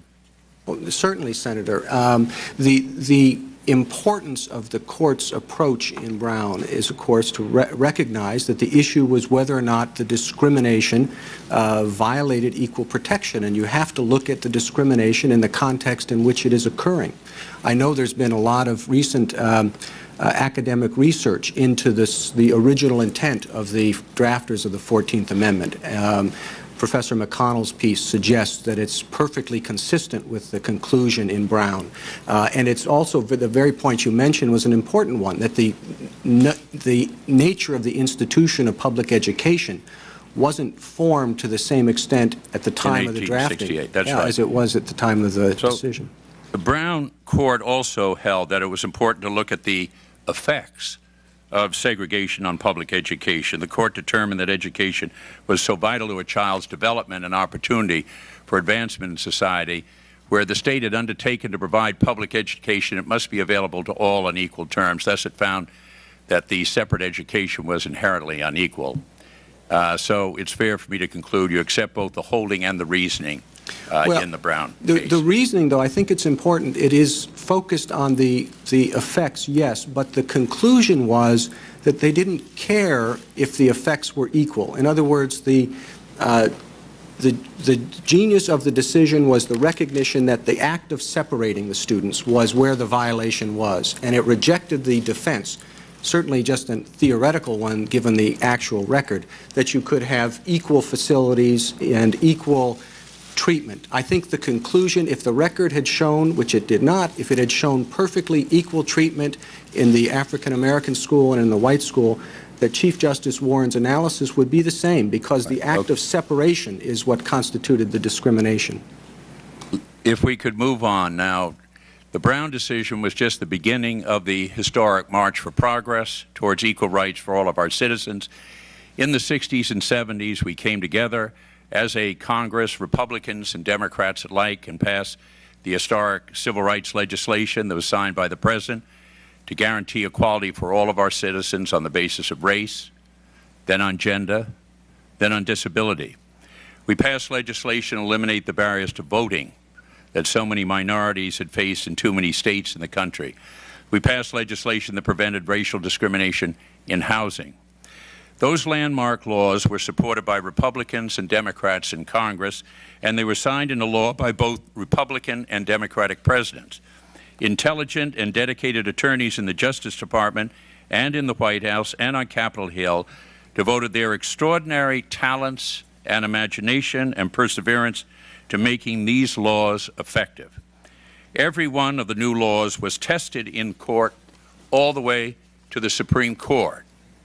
And I'd like to find out, Judge Roberts, whether you would agree that the progress that we made in civil rights over the past 50 years is irreversible. I'd like to find out whether you think that these laws are constitutional or whether you have any concerns or questions about them.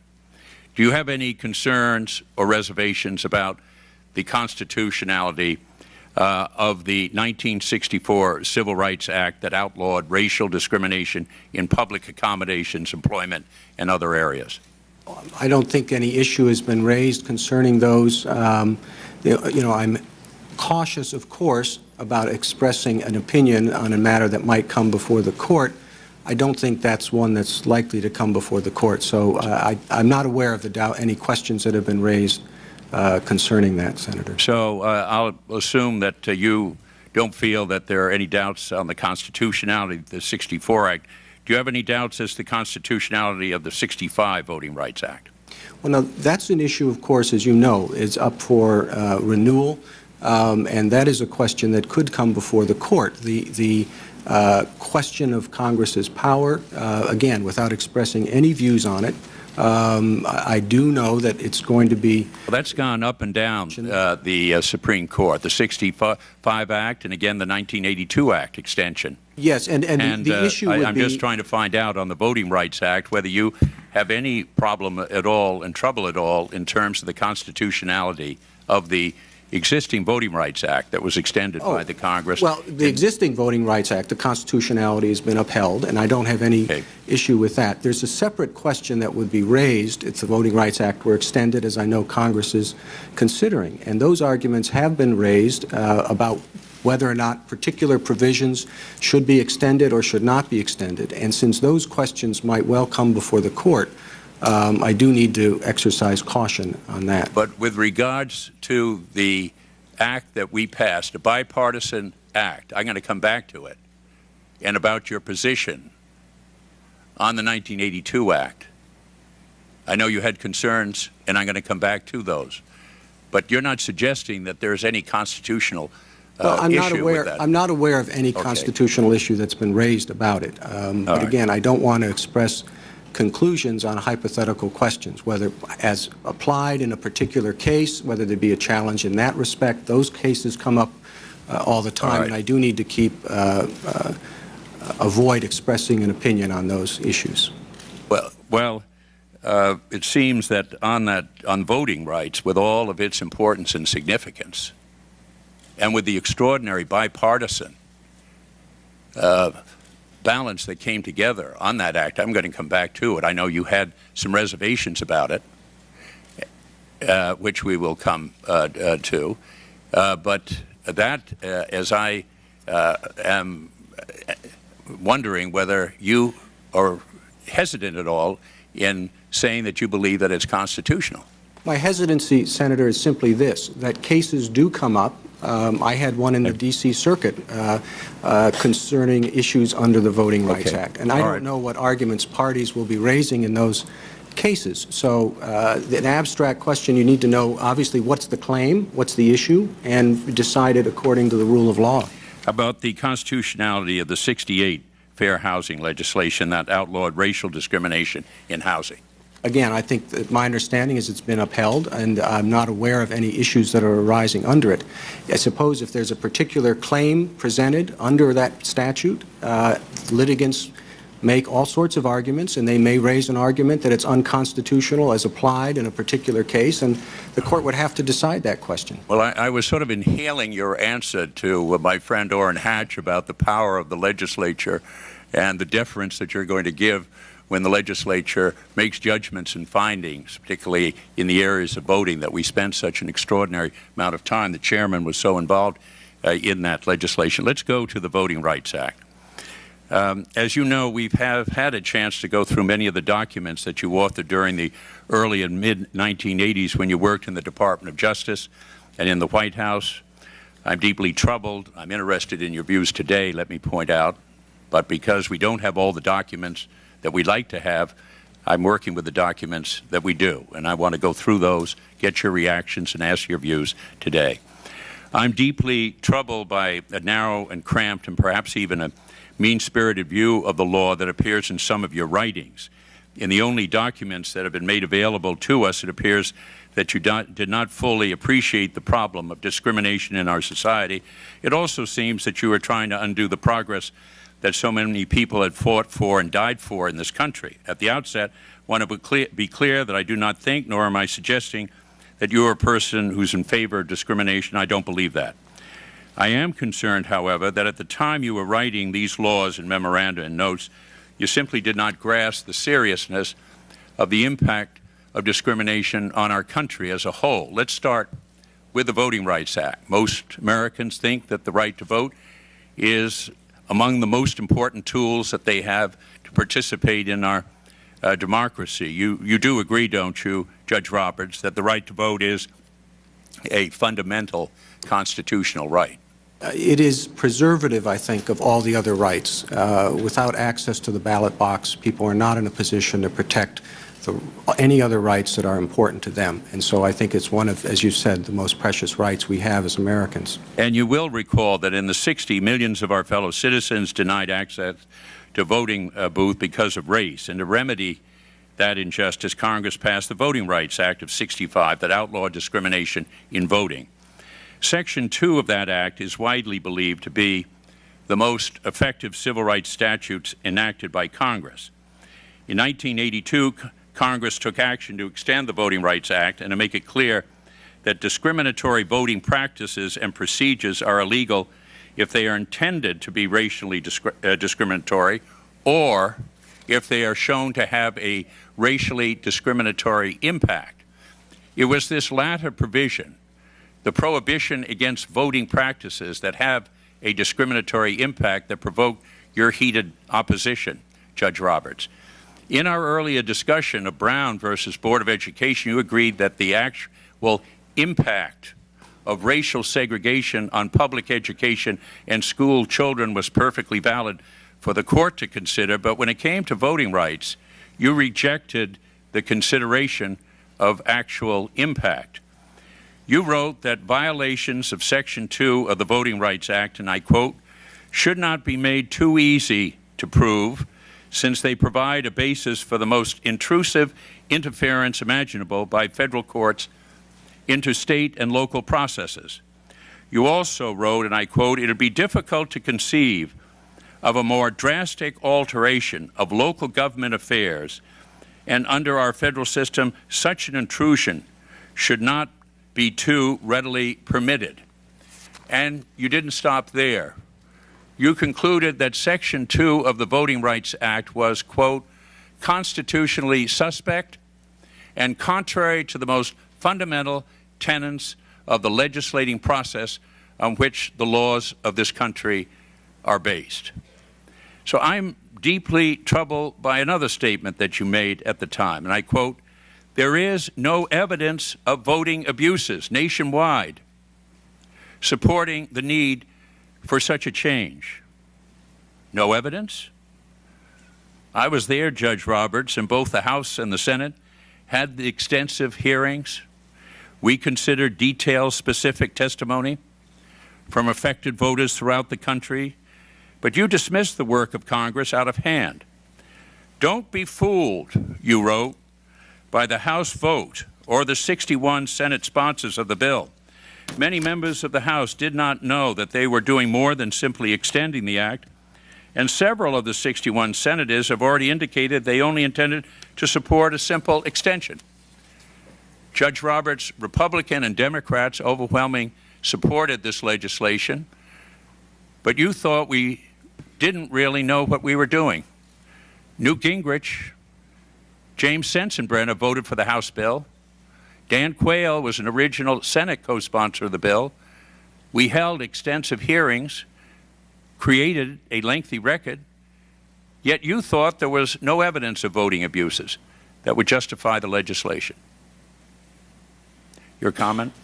Do you believe today that we need the federal laws to assure that all our citizens have the equal access to the voting booth? And do you basically support the 1982 Voting Rights Act that was signed by President? You will recall at the time of the, this was 23 years ago, I was the staff lawyer in the Justice Department. It was the position of the Reagan administration for whom I worked, the position of the Attorney General for whom I worked, that the Voting Rights Act should be extended for the longest period of its extension in history without change. The Supreme Court had interpreted in the Mobile versus Bolden case Section 2 to have an intent test, not an effects test. Keep in mind, of course, as you know very well, Section 5, the pre-clearance provision, had always had an effects test, and that would be continued. The reference to discrimination nationwide was addressing the particular point that the effects test had been applied in particular jurisdictions that had a history of discrimination. And the question is whether or not there was a similar history of discrimination that supported extending the effects test in Section 2. It was the position of the administration for which I worked that the proposal was to extend the Voting Rights Act without change. Your position at the time was that the intent test that the Supreme Court had determined was in Section 2 should be changed to the effects test, and that was the position that eventually prevailed. There was no disagreement. Roberts, the effects test was the law of the land, from the Zimmer case to the Mobile case. It was the law of the land. That was the law of the land that court after court decided about the impact of the effects test. The Mobile case changed the Zimmer case. Well, Senator, you and disagree. What we were Senator, let him finish his answer. Okay. Well, I'd just like to get his whether the Zimmer case was not the holding and the rule of the law of the land prior to the Mobile case. Well, this is the same debate that took place 23 years ago on this very same issue. And the administration's position, you think the Supreme Court got it wrong in Mobile against Bolden. No, that's not what I think it was wrong, but I also think the law of the land decided by the Supreme Court in the Zimmer case, upheld in court after court after court after court, was the effects test. Well, and the Supreme Court... That's all. Let him finish his answer, Senator Kennedy. The point is, and again, this is revisiting a debate that took place 23 years ago. Well, I'm interested today in your view. Do you support the law that Ronald Reagan signed into law and that was co-sponsored overwhelmingly? Certainly. And the only point I would make, this was the same disagreement and the same debate that took place then over whether the court was right or wrong in Mobile versus Bolden. And the point I would make is twofold. That those like President Reagan, like Attorney General Smith, who were advocating an extension of the Voting Rights Act without change, were as fully committed to protecting the right to vote as anyone.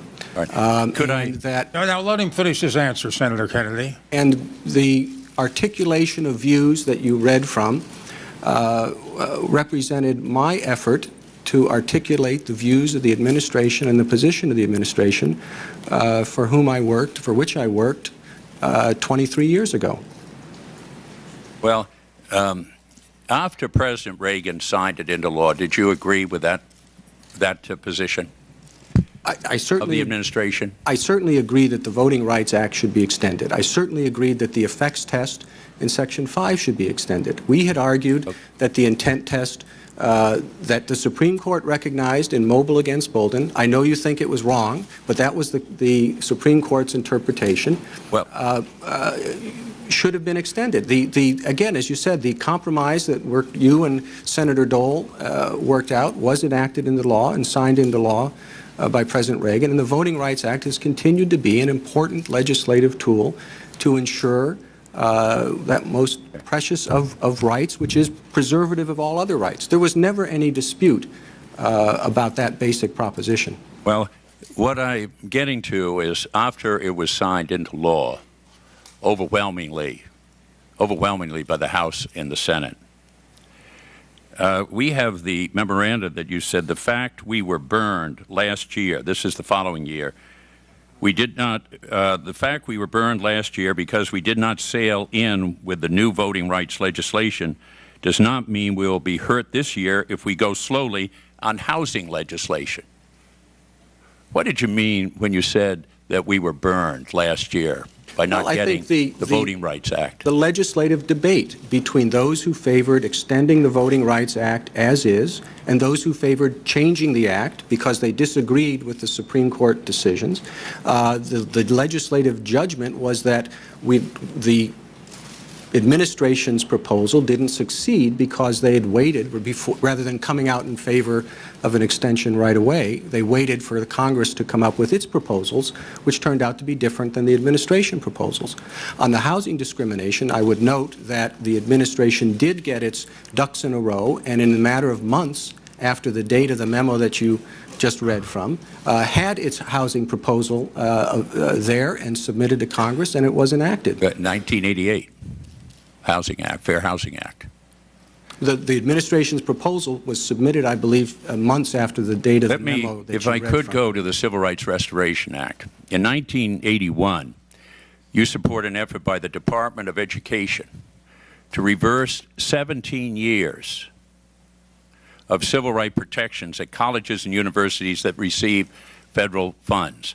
Under the new regulations, the definition of federal assistance to colleges and universities would be narrowed to exclude certain types of student loans and grants, so that fewer institutions would be covered by the civil rights laws. As a result, more colleges and universities would legally be able to discriminate against people of color, women, and the disabled. Your efforts to narrow the protection of the civil rights laws did not stop there, however. In 1984, in the Grove City v. Bell, the Supreme Court decided, contrary to the Department of Education regulations that you supported, that student loans and grants did indeed constitute federal assistance to colleges for purposes of triggering civil rights protections.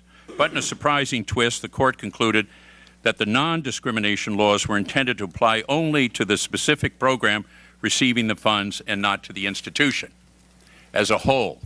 Under that reasoning, a university that received federal aid in the form of tuition could not discriminate in admissions, but was free to discriminate in athletics, housing, faculty hiring, and any other programs that did not receive the direct funds.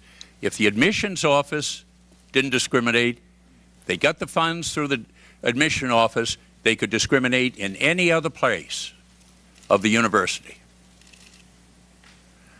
A strong bipartisan majority in both the House and the Senate decided to pass another law, the Civil Rights Restoration Act, to make it clear that they intended to prohibit discrimination in all programs and activities of a university that receive federal assistance. You vehemently opposed the Civil Rights Restoration Act. Even after the Grove City Court found otherwise, you still believe that there was, quote, and this is your quote, a good deal of intuitive appeal to the argument that federal loans and grants to students should not be viewed as federal financial assistance to the university. You realize, of course, that these loans and grants to the students were paid to the university as tuition. Then, even though you acknowledged that the program-specific aspect of the Supreme Court decision was going to be overturned by the congressional legislation, you continued to believe that it would be, quote, too onerous for colleges to comply with non-discrimination laws across the entire university unless it was, quote, on the basis of something more solid than federal aid to students. Judge Roberts, if your position prevailed, it would have been legal in many cases to discriminate in athletics for girls, women. It would have been legal to discriminate in the hiring of teachers. Would have been legal not to provide services or accommodations to the disabled. Do you still believe today that it is too onerous for the government to require universities that accept tuition payments from students who rely on federal grants and loans not to discriminate in any of their programs or activities? No, Senator, and I did not back then. You have not accurately represented my position. These are your words. Now let him finish his answer. Senator, with that was respect, quite a long you have question. selected... Wait a minute. Senator Kennedy just propounded a very, very long question. Now let him answer the question. Senator, you did not accurately represent my position. The Grove City College case presented two separate questions, and it was a matter being litigated, of course, in the courts. The universities were arguing that they were not covered at all by the civil rights laws in question simply because their students had federal financial assistance and attended their universities. That was their first argument. The second argument was, even if they were covered, all that was covered was the admissions office and not other programs that themselves did not receive separate financial assistance. Our position, the position of the administration, and again, that was the position I was advancing. I was not formulating policy. I was articulating and defending the administration position. And the administration position was, yes, you are covered if the students receive federal financial assistance, and that the coverage extended to the admissions office. That was the position that the Supreme Court agreed with. We were interpreting legislation. The question is, what is the correct interpretation of the legislation? The position that the administration advanced was the one I just described. The universities were covered due to federal financial assistance to their students. It extended to the admissions office. The Supreme Court, in the Grove City case, agreed with that position. So the position the administration had articulated, the Supreme Court concluded, was a correct interpretation of what this body, the Congress, had enacted. Congress then changed the position about coverage, and that position was, I believe, signed into law by the President, and that became the new law.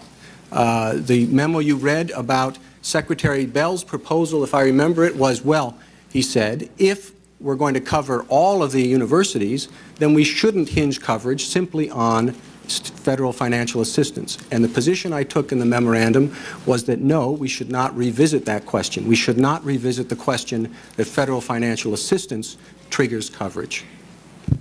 Well, you're familiar. I have the memo here. I've got 22 seconds left, and your quote of this, if the entire institution is to be covered, however, it should be on the basis of something more solid than federal aid to the students. I think most of the members of the Congress feel that if the aid to the universities, the tuition and the loans and the grants were going to be sufficient to trigger all of the civil rights laws, your memoranda here, if the entire institution is to be covered, however, it should be on the basis of something more solid than federal aid to the students. That's your memorandum. Well, Senator, again, the administration policy was as I articulated it, and it was my job to articulate the administration policy. This is Time is up, Mr. Chairman. Yes, thank you very much, Senator Kennedy. This is a good time for a 15-minute break. Thanks, Senator.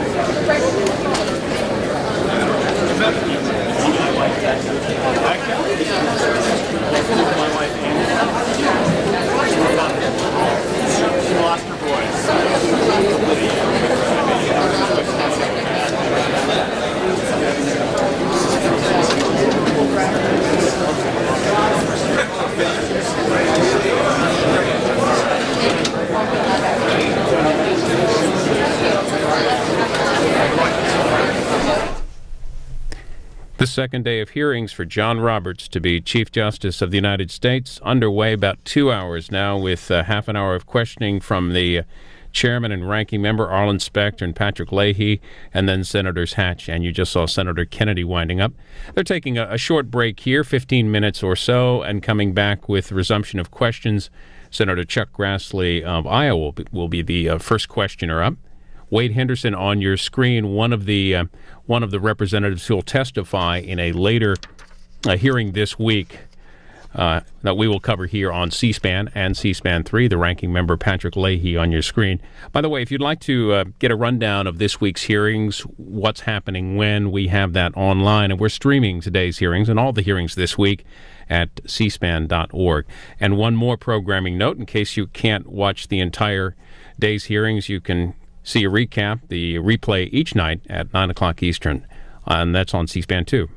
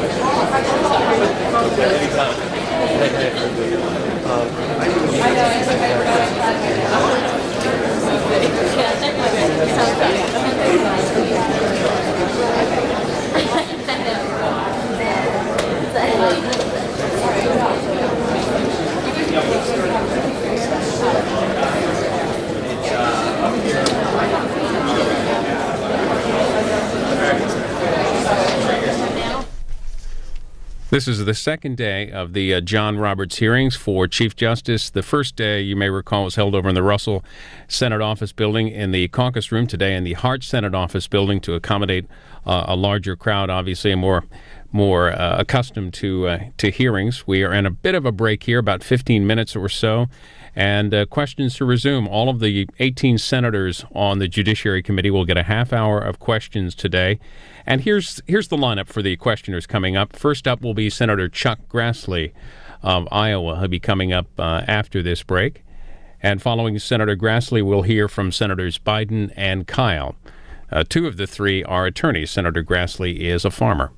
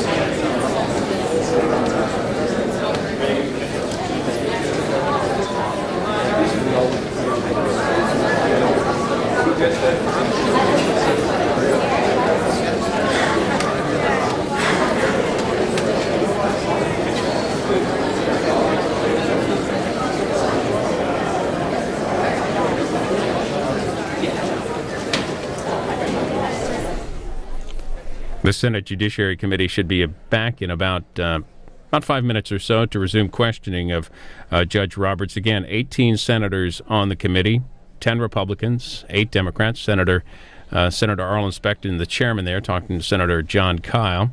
So they'll resume in a few minutes with Senator Chuck Grassley of Iowa. The schedule looks like this in terms of our coverage.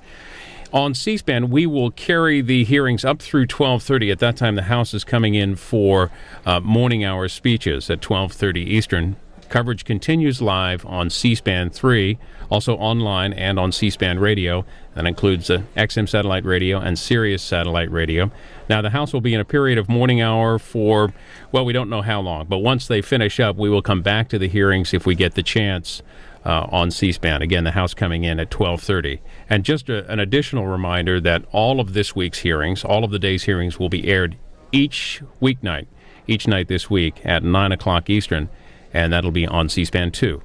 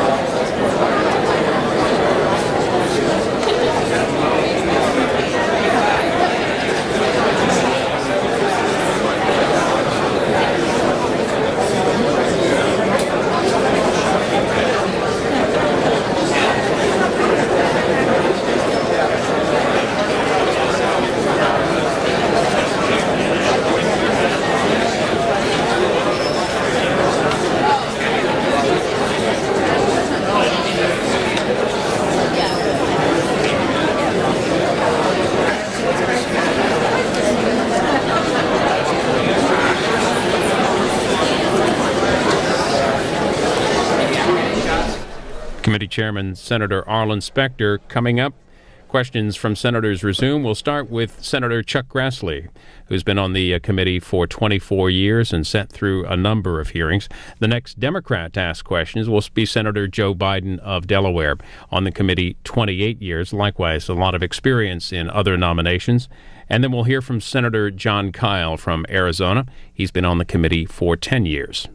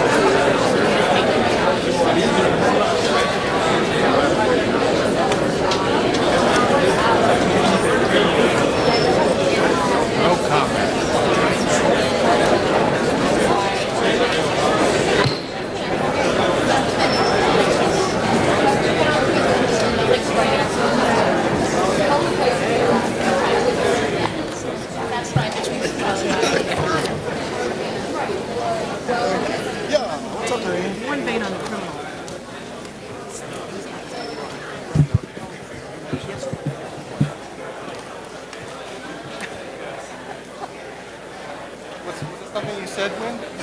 Or something you did? Good night, Senator. Well, I want to see what the feel of it is. I'd like to keep a staffer around me. I got a lot of people here, but I'm looking for a staffer.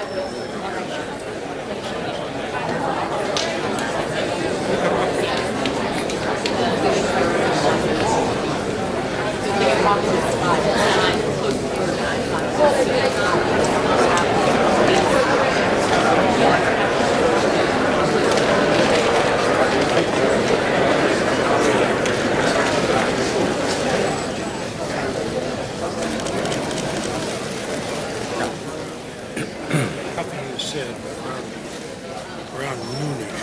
I slipped out of here and got that mercury disease. That's fine. I will go to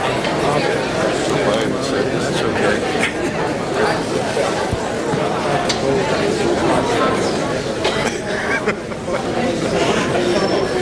No, there goes that. No, they would do it. Get a red light. So these are new.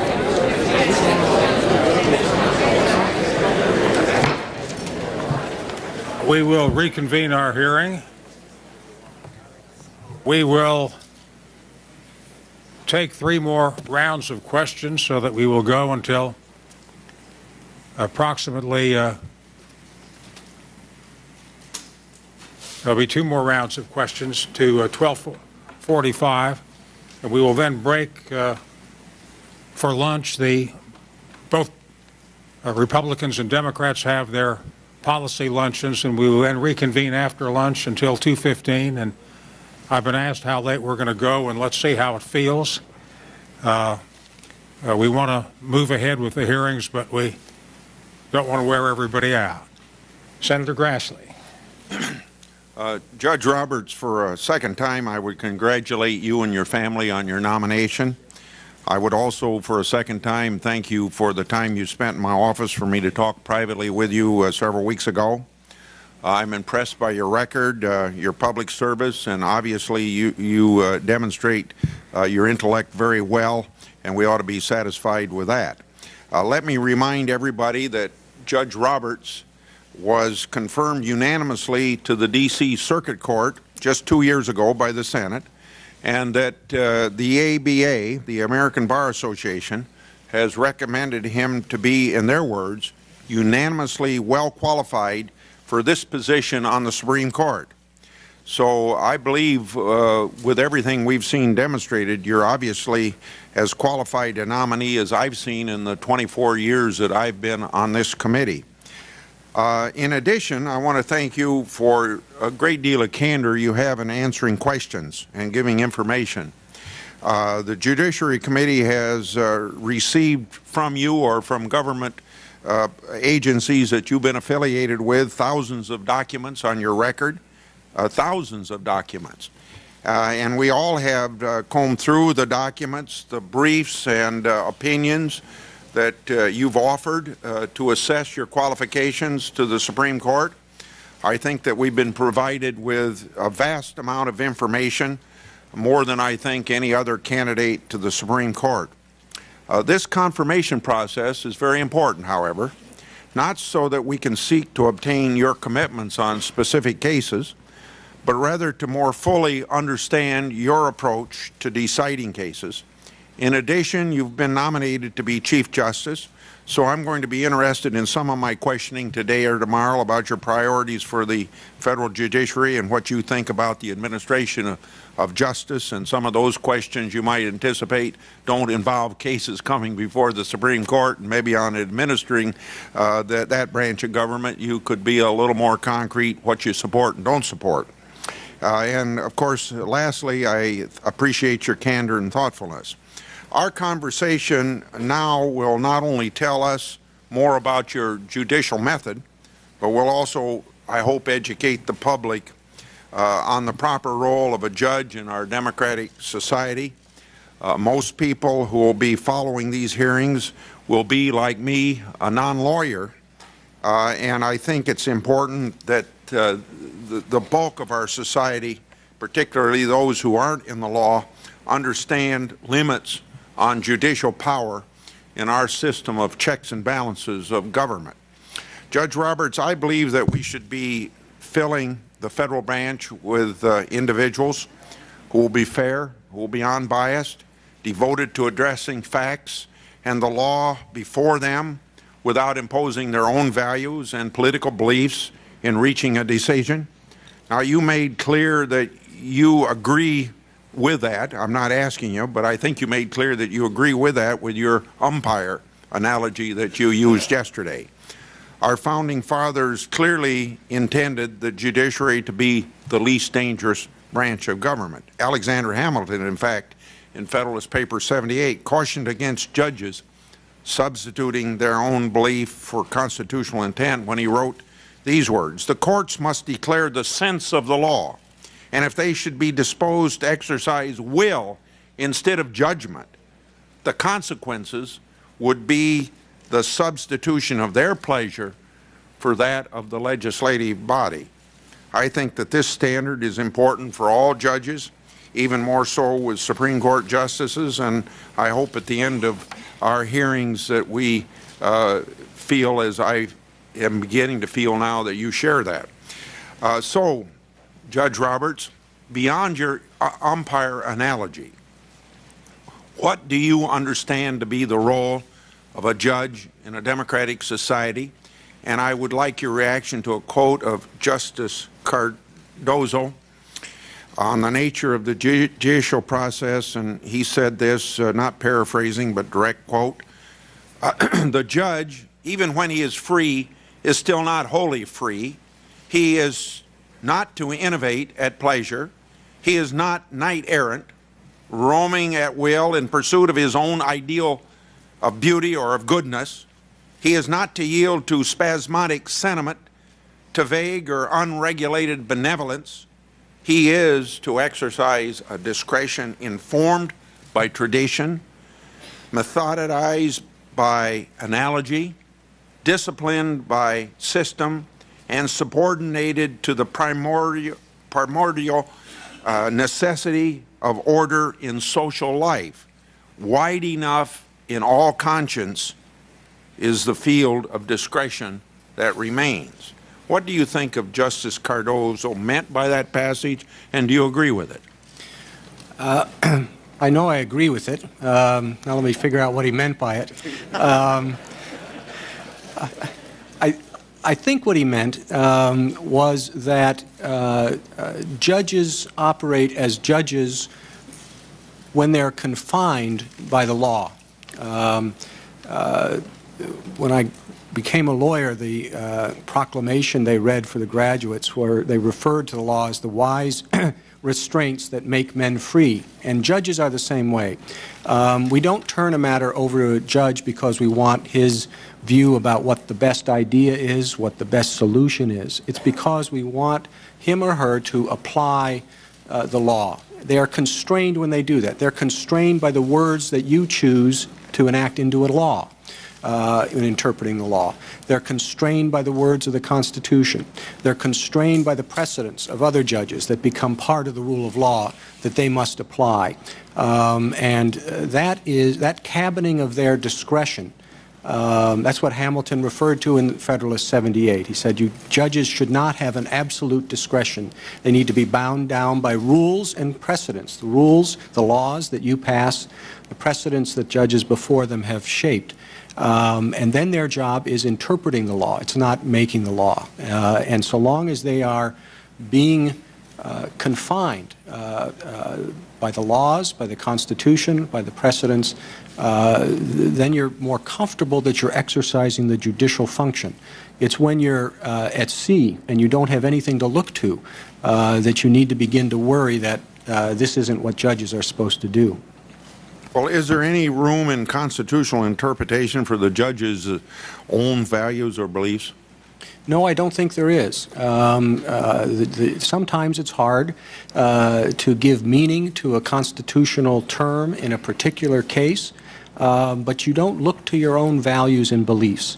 You look outside yourself to other sources. This is the basis for, the judges wear black robes, because it doesn't matter who they are as individuals, that's not going to shape their decision. It's their understanding of the law that will shape their decision. Some legal scholars claim that when the political branches of government are slow to act, the broad and spacious terms of the Constitution lend themselves to court-created solutions. Do you agree with this role of the court? I have said that it is not the job of the court to solve society's problems, and I believe that. It is the job of the court to decide particular cases. Now, sometimes cases are brought and the courts have to decide them, even though the other branches have been slow to act, as you say. Brown versus Board of Education is a good example. The other branches in society were not addressing the problems of segregation in the schools. They were not just slow to act, they weren't acting. But that didn't mean the courts should step in and act. But when the courts were presented with a case that presented the challenge, this segregation violates the Equal Protection Clause, the courts did have the obligation to decide that case and resolve it. And in the course of doing that, of course, change the course of American history. Your reference to Brown would be a good time to throw in this question. Do you agree with the view that the courts, rather than the elected branches, should take the lead in creating a more just society? Again, it is the obligation of the courts to decide particular cases. Often that means acting on the side of justice as we understand it, enforcing the Bill of Rights, enforcing the Equal Protection Clause. But it has to be in the context of a case, and it has to be in the context of interpreting a provision that's implicated in that case.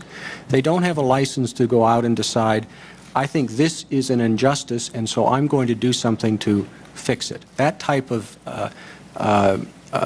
judicial role, I think, is inconsistent with the role the framers intended.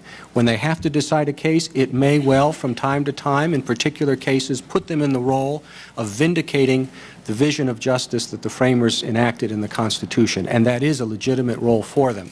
But it's always in the context of deciding a proper case that's been presented. Judge Roberts, during the Souter nomination, I questioned, and I didn't go back and check the record just to see exactly what I said, but I questioned in some way about how he would interpret statutory law. Justice Souter responded to some of my questions by talking about vacuums in the law, specifically that the courts, and these are his words, fill vacuums that are maybe left by Congress. This concept was troubling to me then and remains so today. And I'd like, if Justice Souter's listening, I'd like to say to him, well, you know, maybe Congress intended to leave some vacuums. So I'd like to know how much filling in of vacuums in the law left by Congress will you do as a Supreme Court justice? Do you think this is the way for the court to be activists, in that courts will be deciding how to fill in generalities and resolve contradictions in law? Well, I don't want to directly comment on what Justice Souter said. He's either going to be a colleague or continue to be one of my bosses. So I want to maintain good relations in either case. But I do think it's important to recognize in construing legislation that sometimes a decision has been made not to address a particular problem that isn't a license for the courts to go ahead and address it, because that would be overriding a congressional decision. At the same time, as it's always the case, courts are sometimes put in the position of having to decide a question that Congress has left deliberately or inadvertently unanswered. We see that in the issue of what remedies are available under an implied right of action when Congress has not spelled them out, and the courts sometimes have to address that sort of question. And if it's presented in a case, it's unavoidable. But again, I resort back to the bedrock principle of legitimacy in the American system for courts, which is that any authority to interpret the law, any authority to interpret the Constitution derives from the obligation to decide a particular case or controversy. In your questionnaire to the committee, you stated that, quote, precedent plays an important role in promoting stability of the legal system, end of quote. I think we would all agree. You also said that a judge operates within, quote, system of rules developed over the years by other judges equally striving to live up to their judicial oath, end of quote. It's also true that Justice Frankfurter explained, as he explained, that, quote, the ultimate touchstone of constitutionality is the Constitution itself, not what we have said about it. Erroneous interpretations of the Constitution can be corrected only by this court, I suppose by constitutional amendment as well. The court has done so many times, and most famously, you referred to it, the Brown case, which overruled separate but equal precedent that stood for 58 years. So, Judge Roberts, I'd like to ask you a few questions on the issue of precedence and its value in our legal system. History has provided many examples of the dangers of government by the judiciary, such as the court's decision in Dred Scott. Do you share President Lincoln's concerns that I'm going to quote here from his first inaugural? Quote, if the policy of the government upon vital questions affecting the whole people is to be irrevocably fixed by the decisions of the Supreme Court, the instant they are made in ordinary litigation, the people will have ceased to be their own rulers, end of quote.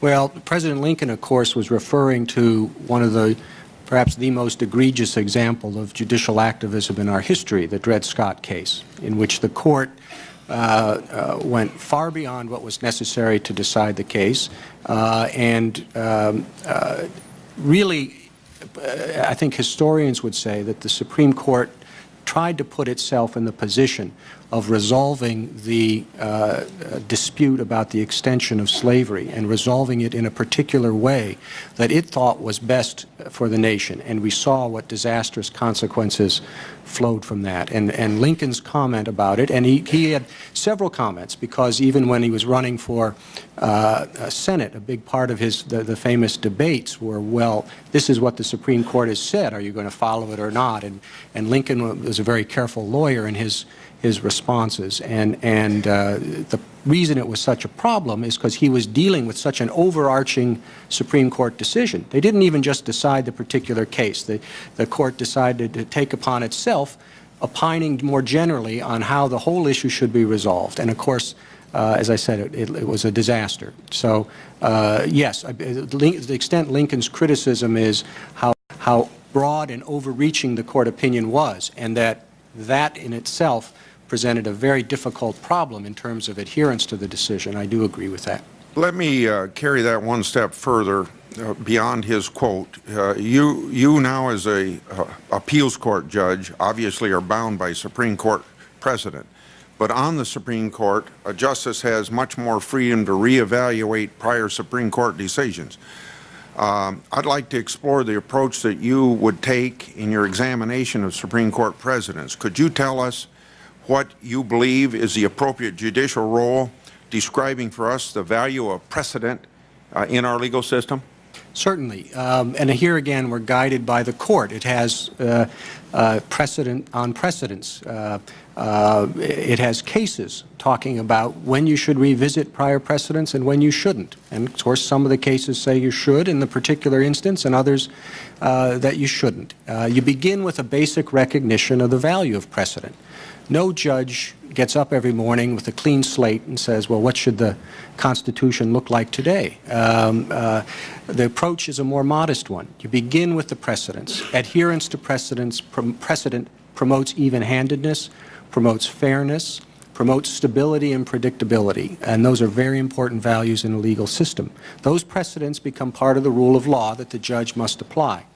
At the same time, as the court pointed out in the Casey case, the stare decisis is not an inexorable command. If particular precedents have proven to be unworkable, they don't lead to predictable results, they're difficult to apply, that's one factor supporting reconsideration.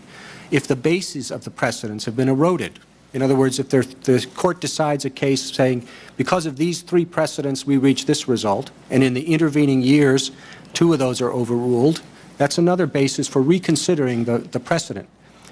At the same time, you always have to take into account the settled expectations that have grown up around the prior precedent. it is a jolt to the legal system to overrule a precedent, and that has to be taken into account, as well as the different expectations that have grown up around it. There are different other aspects of the rules. For example, property decisions are far less likely to be reconsidered because of the expectations that grow up around them. Statutory decisions are less likely to be reconsidered because Congress can fix it if it's a mistake.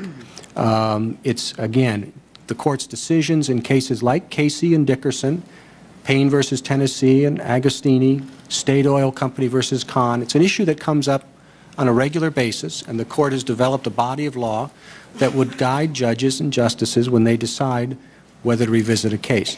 The fundamental proposition is that it is not sufficient to view the prior case as wrongly decided. That's the opening of the process, not the end of the process. You have to decide whether it should be revisited in light of all these considerations.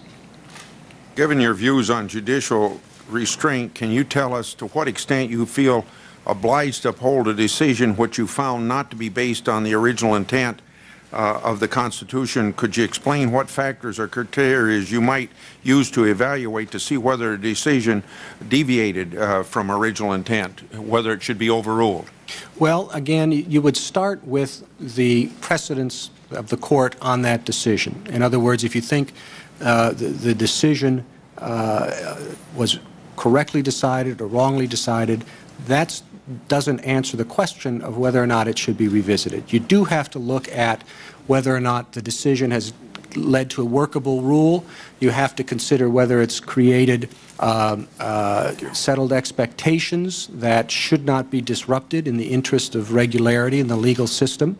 You do have to look at whether or not the bases of the precedent have been eroded. Those are the main considerations that the Court has articulated in a case like Dickerson, Payne versus Tennessee, and the others. These are all the factors that the Court looks at.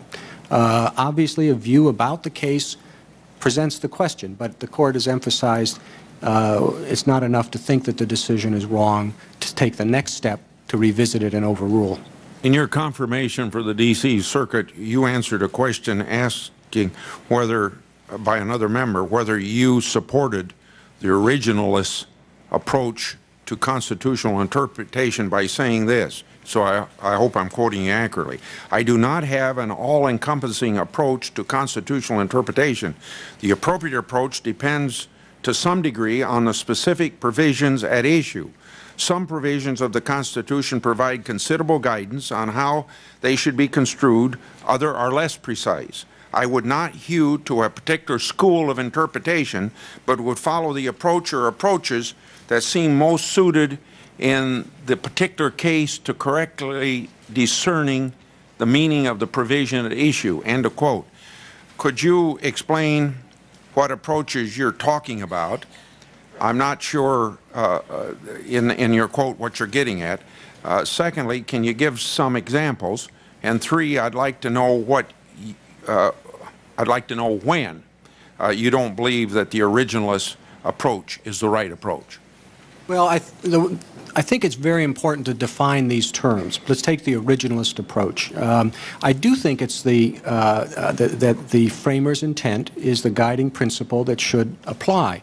However, you do need to be very careful and make sure that you're giving appropriate weight to the words that the framers use to embody their intent. I think in particular of the 14th Amendment and the Equal Protection Clause. There are some who may think they're being originalists who will tell you, well, the problem they were getting at were the rights of the newly freed slaves, and so that's all that the Equal Protection Clause applies to. But in fact, they didn't write the Equal Protection Clause in such narrow terms. They wrote more generally. That may have been a particular problem motivating them, but they chose to use broader terms, and we should take them at their word, so that it is perfectly appropriate to apply the Equal Protection Clause to issues of gender and other types of discrimination beyond the racial discrimination that was obviously the driving force behind it. That is an originalist view because you're looking at the original intent as expressed in the words that they chose, and their intent was to use broad language, not to use narrow language. There are some areas where a very strict textualist approach makes the most sense. Obviously, the example I gave earlier, 2/3 means 2/3. You don't say well, their purpose was to apply some supermajority requirement, and now that we have more senators, 3/5 will give effect to that intent. Nobody would apply that approach. You stick to the language. In other areas, the court's precedents dictate the approach. This is not something that is purely a matter of academic exercise. For example, on the 7th Amendment, the right to a jury trial, the court has been very specific. We have a historical approach there. The job of a judge is to sort of look at the whatever action is and try to analogize it. What would that be most like in 1787? And if you got a jury trial for that, you get one today, and if you didn't, you don't. It's a purely historical approach. So the approaches do vary, and I don't have an overarching view. As a matter of fact, I don't think very many judges do. I think a lot of academics do, but the demands of deciding cases and the demands of deciding cases by committee, either a group of 3 or a group of 9, I find with those demands the nuances of academic theory are dispensed with fairly quickly, and judges take a more practical and pragmatic approach to trying to reach the best decision consistent with the rule of law. I'm going to go to an issue that Senator Kennedy left off with regarding the Grove City case. And I have the memo that was involved in this issue before me. And I see the memo being a summary of former Education Secretary Bell's views on this issue. But Senator Kennedy left out what your assessment was on it, and you wrote these words.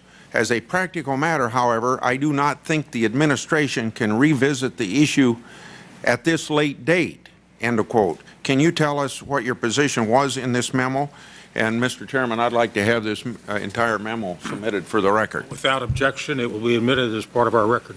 Well, the issue was in the Grove City case, the court had said that receipt of financial aid by students triggered coverage under the civil rights statutes, limited to the admissions office, the admissions policies. The Civil Rights Restoration Act changed that result to say that the limitation was not to the admissions office but applied more generally to the institution. Secretary Bell submitted a proposal. He said, well, if it's going to apply more generally to the institution, then the trigger of simply having students who receive financial aid shouldn't be enough. And the position that we took in response to Secretary Bell's proposal was no, that we weren't going to revisit it. We had argued earlier in Grove City that financial aid was enough to trigger coverage, and we weren't going to revisit that question. The position was that coverage of the entire institution based on the receipt of financial aid was appropriate. Yeah, so Senator Kennedy's words were not quoting you, but quoting words that Secretary Bell had in this memo, and you were reacting to those. Well, it's again 23 some years ago, but my recollection is that that was his proposal. Our response was that no, we're not going to do that. We're not going to change the position we'd taken in light of the new legislation. Yeah.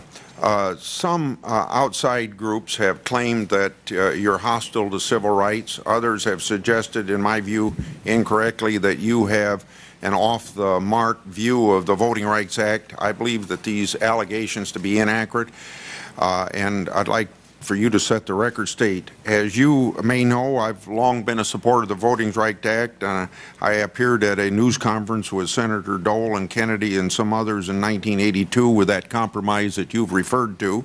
The Voting Rights Act has had very significant impact on racial discrimination, probably more than anything else that Congress has done since the adoption of the Civil War amendments. Your critics take issue with some of your memos which outline the arguments in the debate over whether Section 2 should have an effects test or an intent test. Specifically, there was a debate in Congress over concerns that the effects test could lead to legal requirements that racial quotas be mandated for legislatures and other elected bodies.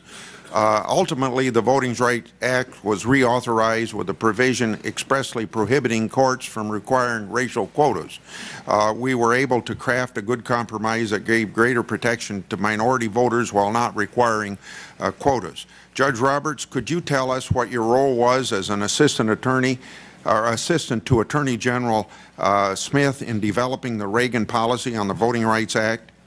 Well, the President Reagan's policy and the Attorney General's policy was to support the longest extension of the Voting Rights Act in history without change. Some in the Congress wanted to amend the Voting Rights Act, Section 2, to overturn the Supreme Court's decision in Mobile against Bolden. And that's what the debate was about, whether it should be an intent test under Section 2 or an effects test.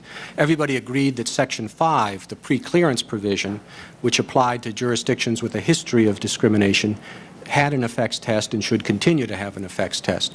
The debate was about Section 2 and whether it should be an intent test or an effects test, but there was no disagreement among President Reagan, Attorney General Smith, those of us on Attorney General Smith's staff, like myself, that the protection of the right to vote was critical, that the Voting Rights Act had been extraordinarily effective in preserving that right and should be extended. The debate was solely over whether or not the Section 2 should be changed. And Senator Dole, working with other members of the Senate, crafted a compromise that resolved that dispute. As you said, it put an effects test in Section 2, put in additional language to guard against the sort of proportional representation that was certainly the concern of Attorney General Smith and President Reagan, and that was enacted into law with the President's support. But there was no disagreement about the critical nature of the right to vote, the notion that it was preservative of all other rights, and the question was simply about how it should be extended, whether extended as is or extended with the change that was enacted under the compromise. My time's just about out, so I'll ask a very short question. During your tenure as Solicitor General's office, didn't you sign on to a number of briefs that urged the Supreme Court to adopt a broad interpretation of the Voting Rights Act, its new requirements, and to require expansive remedies when states violate the Act? And didn't some of those briefs take the same side as the ACLU, the Mexican American Legal Defense and Education Fund, and the Lawyers Committee for Civil Rights under the law? Yes, it was the responsibility of the Justice Department and before the Supreme Court, of course, the Office of the Solicitor General, to enforce the civil rights laws, in particular the Voting Rights Act, as vigorously as possible, and that's what we did. Thank you. Thank you, Senator Grassley. Senator Biden. Thank you very much. Hey, Judge, how are you? Fine, thank you. You know, continue your baseball analogy. I'd much rather be pitching to Arthur Brand sitting behind you there on Law and Order than you. It's like pitching to Ken Griffey. I mean, you know, I'm a little concerned here that I'd like you to switch places with Thompson. I know as much as he does. I don't know about you. Yeah.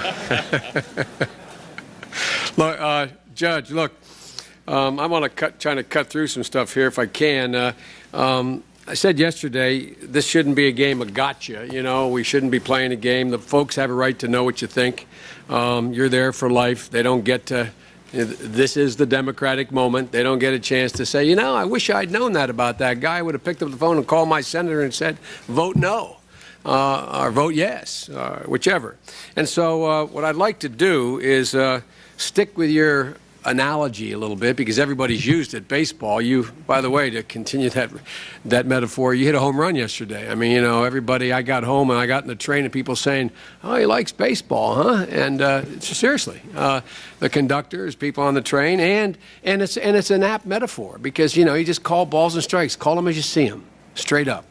But as you well know, I like to explore that philosophy a little bit because you got asked that question by Senator Hatch about what is your philosophy, and the baseball metaphor is used again.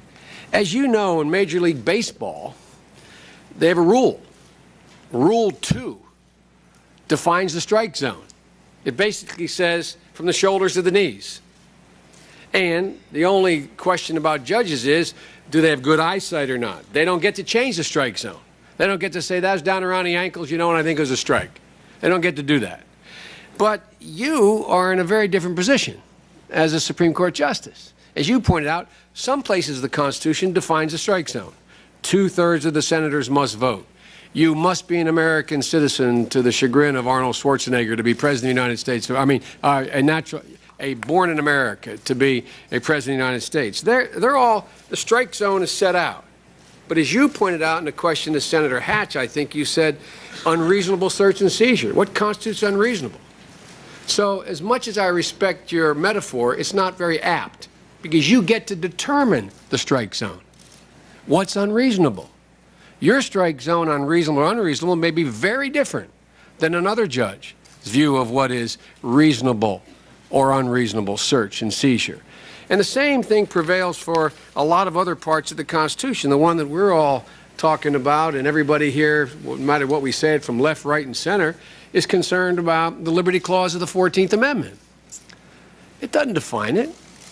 All the things we debate about here and the court debates that deserve 5-4 decisions, they're almost all on issues that are ennobling phrases in the Constitution that the founders never set a strike zone for. You get to go back and decide.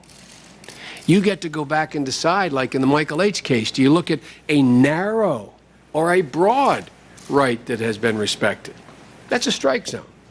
So as Chris Matthews, I said, let's play baseball here. And I like it. A little dangerous to play baseball with you, like I said.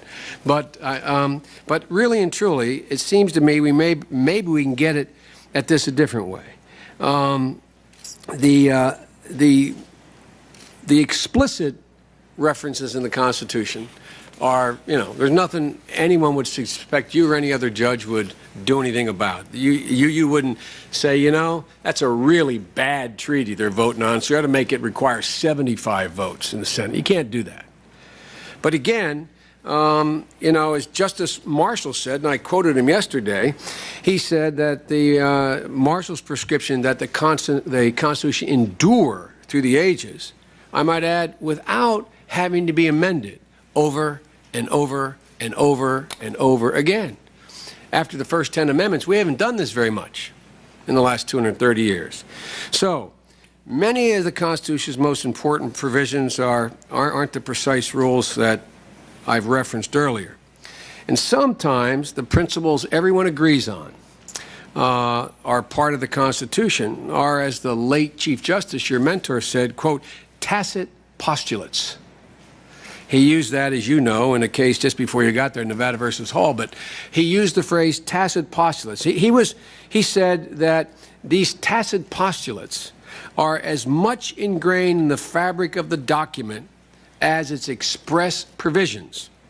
And he went on to conclude that the case is not particularly relevant, but the point is, I think, the case in which Chief Justice Rehnquist made this vital point was about states' rights and language that didn't speak directly to them in the Constitution.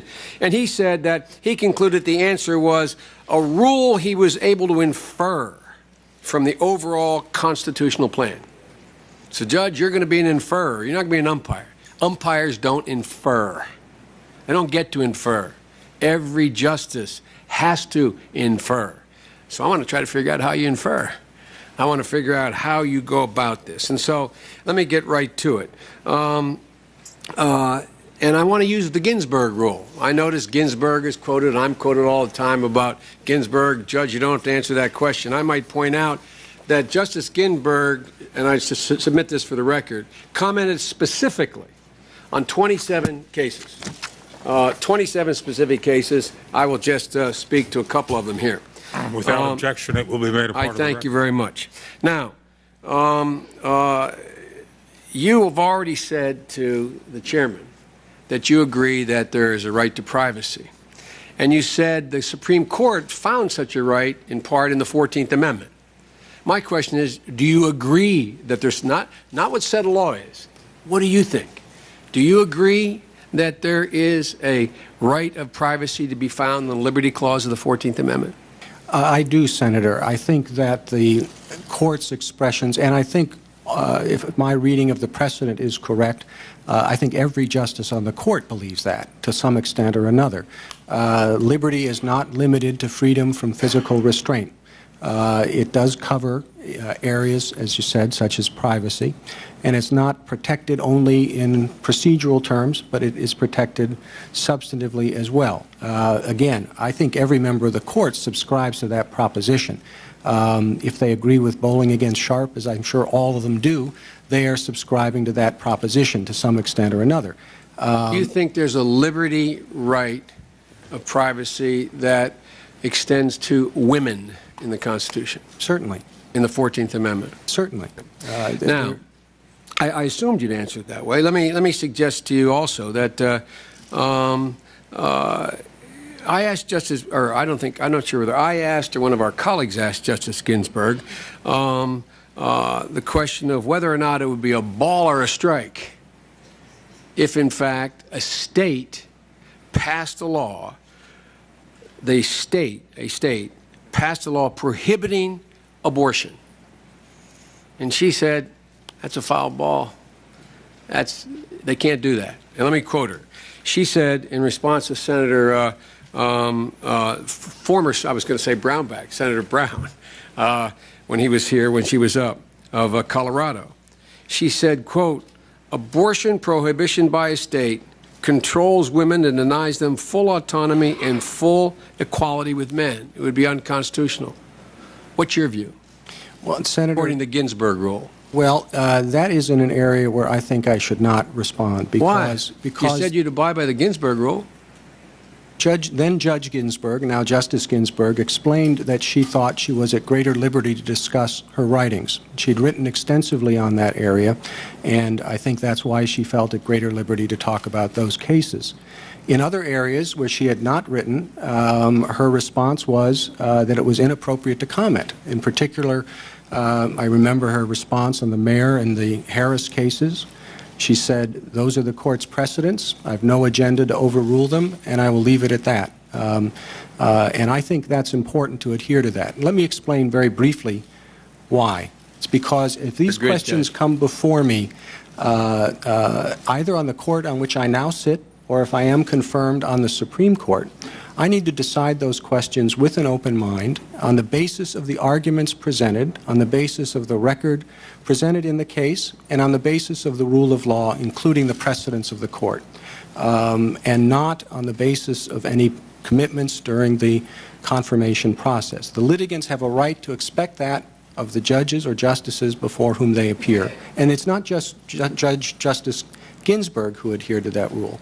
I've gone back and read... Well, she obviously didn't adhere to it with regard to... Well, I explained why she felt at liberty to comment. Well, how's that different? That, I would suggest, Judge, is a distinction without a difference in terms of litigants, the way you've just explained it. Does a litigant, in fact, said because the judge wrote about it and then spoke to it as a judge, that somehow I'm going to be put at a disadvantage before that judge in the court? That's a stretch, Judge. Well, that's how Judge Ginsburg explained it at her nomination hearings. She said she could talk about the issues on which she had written. Did that make sense to you?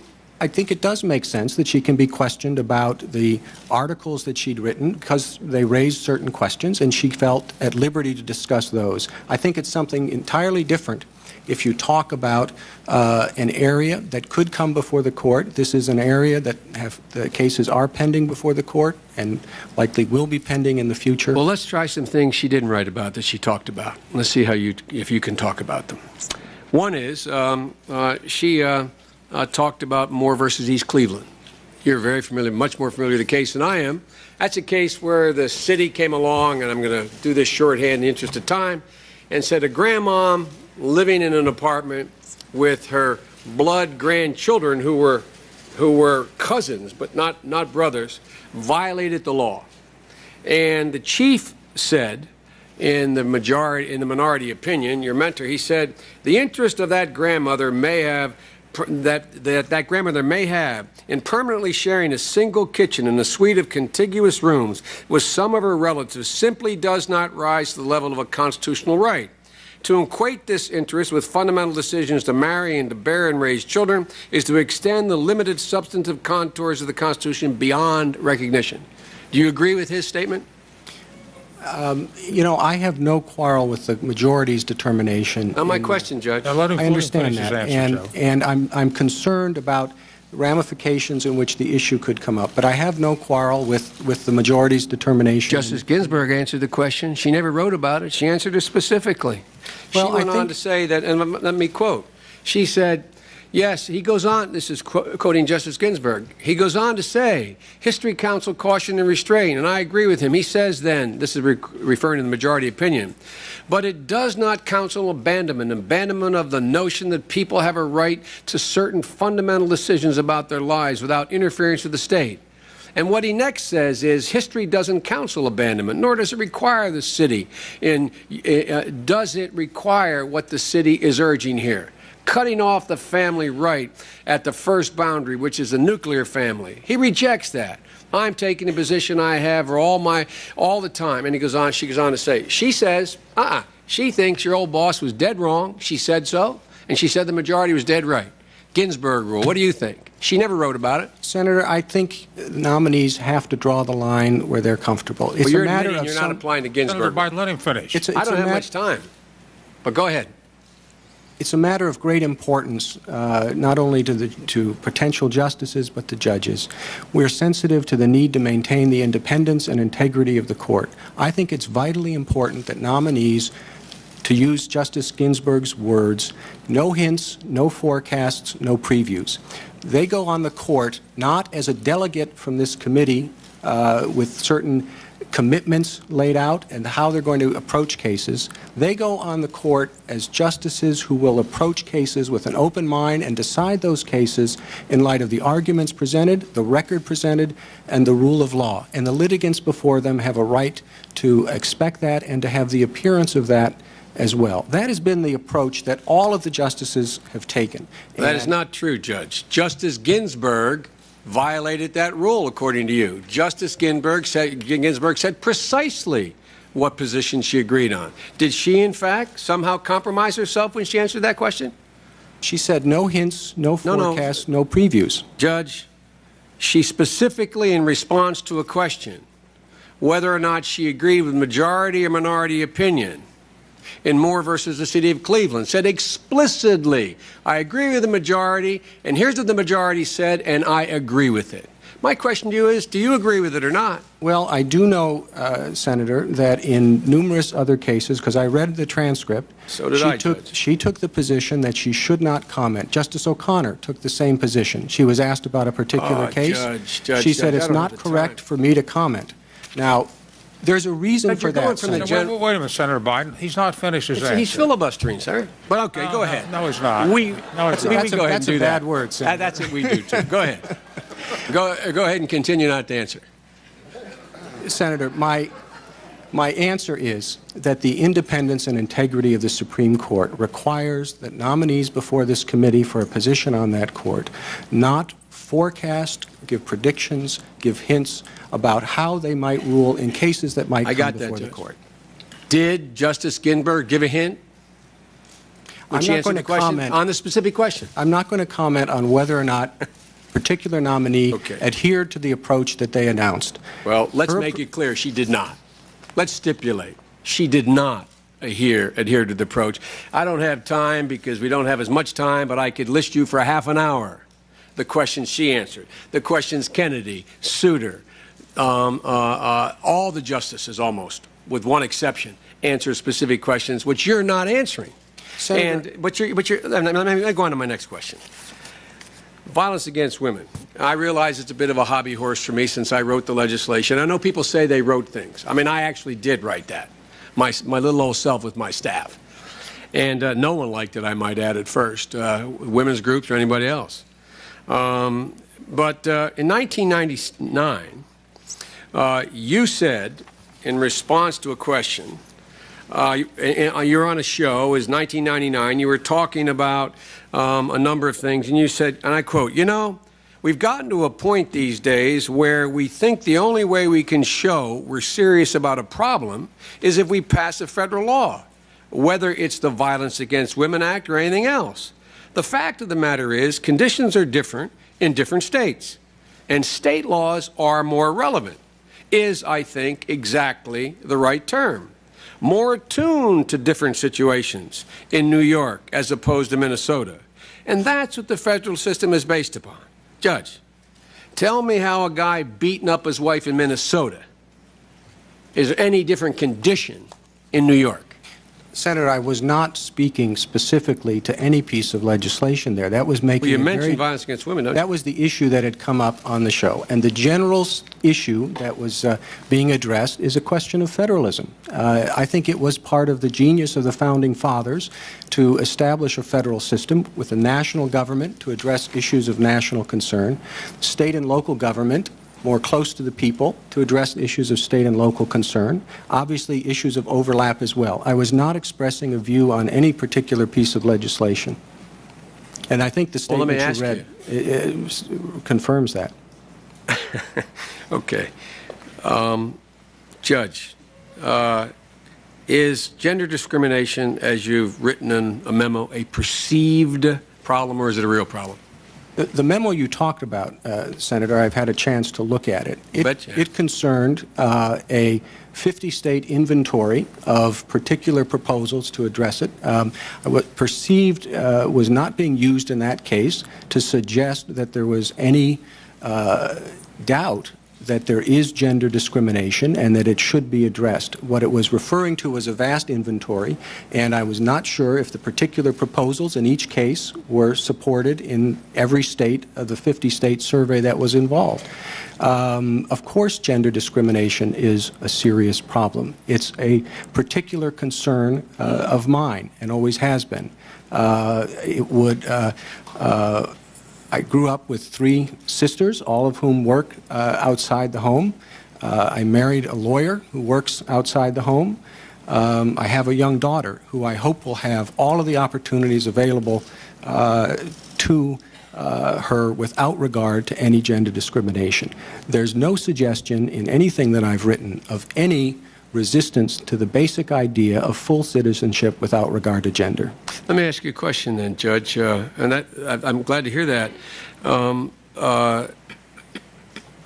Do you think that if a state law distinguishes between a right that your daughter may have and your son may have, or your wife may have, or your sister may have, and your brother may have, that the Supreme Court should engage in heightened scrutiny, not just look and see whether or not it makes any sense, but take an extra special look? You and I know the terms, but the public listening here, the Supreme Court has said since 1971, you know, when a state passes a law that treats in any way a woman different than a man, there may be a rationale for it, but the Supreme Court's going to take a very close look. Not strict scrutiny, which means you can hardly ever get over that bar like race, but can take a heightened look. They're going to look at it more closely. Do you think that that needs to be done? The Constitution calls for that? Yes, Senator, I do, and I, again, always have. The confusion is in the use of the term. There are those who use the term heightened scrutiny to refer to what you just called strict scrutiny, which is generally limited to issues of race or similar issues.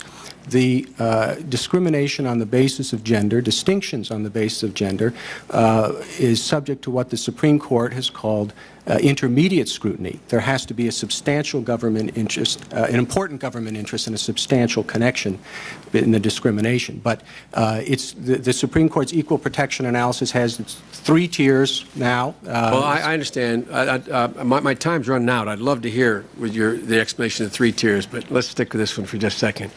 Then explain to me what you meant 10 years after the decision laying out this level of scrutiny. When you wrote in an 81 memo to your boss, you wrote that gender, quote, is not a criterion calling for heightened judicial review. What do you mean by that? Referring to what you called strict scrutiny. He didn't know the difference between heightened and strict? Well, I was about to lay it out, and you said you didn't want to hear about it. Strict scrutiny is the... No, I know what that is. I wonder what you meant. Senator Biden, let him finish his answer. But I have no time left, Mr. Chairman. I understand the answer. I understand that the Supreme Court has 3 levels of scrutiny. My point was, in the context of this memo, in the context of this memorandum, the question was whether or not the court should, in fact, have a heightened scrutiny. And, Senator, the memorandum is using heightened scrutiny the way you use strict scrutiny, which is the scrutiny that's limited to the basis of race. It's the gender discrimination is, as you know, subject to what's called intermediate scrutiny. Right. And that is not what the memo is referring to with respect to heightened scrutiny. It's referring to the strict scrutiny that's restricted to issues of race and ethnicity. Well, I'll come back to that in the second round because that's not my reading of what you said. But let me get on another issue here. Again, in the sex discrimination area, the Attorney General for Civil Rights, a former Delawarean, not viewed as a darling of the left, Bradford Reynolds, decided that we should, the federal government should take action against the state of Kentucky. And they said that there's a very strong record the Kentucky prison system discriminates against female prisoners. And I'm going to finish my whole questions. And you wrote to the Attorney General that I recommend you do not approve intervention in this case. And then you set out 3 reasons why you shouldn't approve of it. Not that there wasn't discrimination. You said, 1, that private plaintiffs have already bringing suit. Secondly, the United States argument would have been based upon giving higher scrutiny to claims of gender classification. And thirdly, that we need to be concerned about tight prison budgets, you say. And you go on to explain that if, in fact, you hold them to the same standard, they may get rid of the program for the men. Now, explain to me your thinking there. I mean, that seems to me silly. I'm sorry. What was the date of the memo, Senator? The date of the memo was February 12th, 1982. I'll give you a copy. Ask them to bring down a copy of the memo. I can't elaborate on. I can't elaborate on what's beyond what's in the memo. I just. Well, have to I hope let you don't still hold that view, man. I mean, if the idea that you're not going to, that the conservative civil rights, head of the Civil Rights Division in the Reagan administration says it's pretty clear Kentucky is discriminating against women in their prison system, and you say, in effect, that may be, but look, we shouldn't move on. I recommend we don't do anything about this. And the reason we shouldn't do anything about this is threefold. 1, private citizen already went ahead and filed suit on this. Number 2, if in fact you go ahead and do this, they may do away with the system for the men because there's tight budgets. And I forget the third one. You now have the memo. But I have the memo in C that one of the areas that you mentioned, I say that this is to the Attorney General, and I say the reason we shouldn't do this is because you have publicly opposed such approaches. So again, it would have been... It was only his idea then? I mean, you were just protecting him so he wouldn't be inconsistent? I was a lawyer on his staff, and according to this memorandum, and I don't remember anything independently of this 23 years ago, but the memorandum suggests that to a staff lawyer, to his boss, that this is inconsistent with what you have said. And again, I guess I would regard that as good staff work rather than anything else. I regard it as very poor staff work, all due respect, Judge, because it seems to me you insert your views very strongly in here. You don't say, you said this. You say, by the way, there's other reasons why we shouldn't do this. Assume you're saying you wouldn't go this route before, but I want to give you more ammunition here, Brad. Private plaintiffs have done this. It's inconsistent with 3 themes in your judicial restraint effort: equal protection claim, relief of a well-involved judicial inference, etc. And by the way, the end result may be, with tight budgets, they may do away with this. My time is running out. I'll come back to this. I hope you get a chance to study it between now and the time we get back for the second round. Next question. You know, I find it fascinating, this whole thing about Title IX and whether or not, by Title IX, you and I know what we're talking about, but for the public at large, who's really is an interest in all this as well, the issue was whether or not, when a student gets aid, whether or not it only goes to the admissions piece of it. Now, you said something that was accurate, but I don't think fulsome, to Senator Kennedy, and correct me if I'm wrong. You said, look, we were arguing that it did apply, Title IX did apply. If a student got aid, it applied to the university. That was one of the questions, whether or not you have no application or a narrow application. And you argued that it should apply to the admissions process. But there was a second issue in that case. And the second issue is, do you apply it narrowly only to the admissions policy, or do you apply to if they're discriminating in dormitories? I got your answer on the first part. You thought it should apply, at least narrowly. Were you arguing that it should apply broadly? And this was before, let me make it clear. The district court, I say to my friends because I'd forgotten this, the district court had ruled that this only applies to admissions. And there was a question, the chairman of Reagan's Commission on Civil Rights said, we should get in on the side of the plaintiff here, and we should appeal this to the Supreme Court or to a higher court and say, no, this applies across the board. This applies if you don't put money in sports programs, you don't put money in dormitories, etc. What was your position on the Reagan Civil Rights Chairman, Clarence Pendleton, suggesting that we appeal the decision of the circuit court, narrowly applying it only to the admissions office? Senator, I was a staff lawyer. I didn't have a position. The administration had a position. And the administration's position was the twofold position you set forth. First, Title IX applies. Second, it applies to the office, the only admissions to the office. Right? It applies narrowly. Now wait a minute. Let him finish his answer, Senator Biden. The answers are misleading, with all due respect. Well, they may be. No, wait a minute. Wait a minute. They may be misleading, but they're his answers. Okay, fine. You may finish, Judge Fire Roberts. away. Fire away, Judge. At least I'm misunderstanding your answers. With respect, they are my answers, and with respect, they're not misleading. They're accurate. This is a litigation dispute that was 20-some years ago. The effort was to interpret what this body, Congress, meant. The administration position was federal financial aid triggers coverage. It's limited to the admissions office. The United States Supreme Court agreed on both counts. And so I would say that the administration correctly interpreted the intent of Congress in enacting that legislation. Well, let me read what you wrote in that memo. You said you, quote, strongly agreed. Now, when my staff sends me a memo saying, Senator, I recommend you do the following, and I strongly agree, that usually is a pretty good indication what they think. Now, maybe they don't. Maybe they just like to use the word strongly. They said strongly agreed. Usually means they agreed, number one. Number two, you went on to say, and I quote, that if you have the broad interpretation, quote, it will be the federal government will be rummaging, quote, willy-nilly through institutions. So you expressed not only that you strongly agreed, but you thought that if you gave them this power to broadly interpret it, to apply to dormitories and all these other things, that they'd willy-nilly, they'd rummage willy-nilly through institutions. Seems to me you had a pretty strong view back then. Maybe you don't have it now. Well, and the Supreme Court's conclusion was that that administration position was a correct reading of the law that this body passed.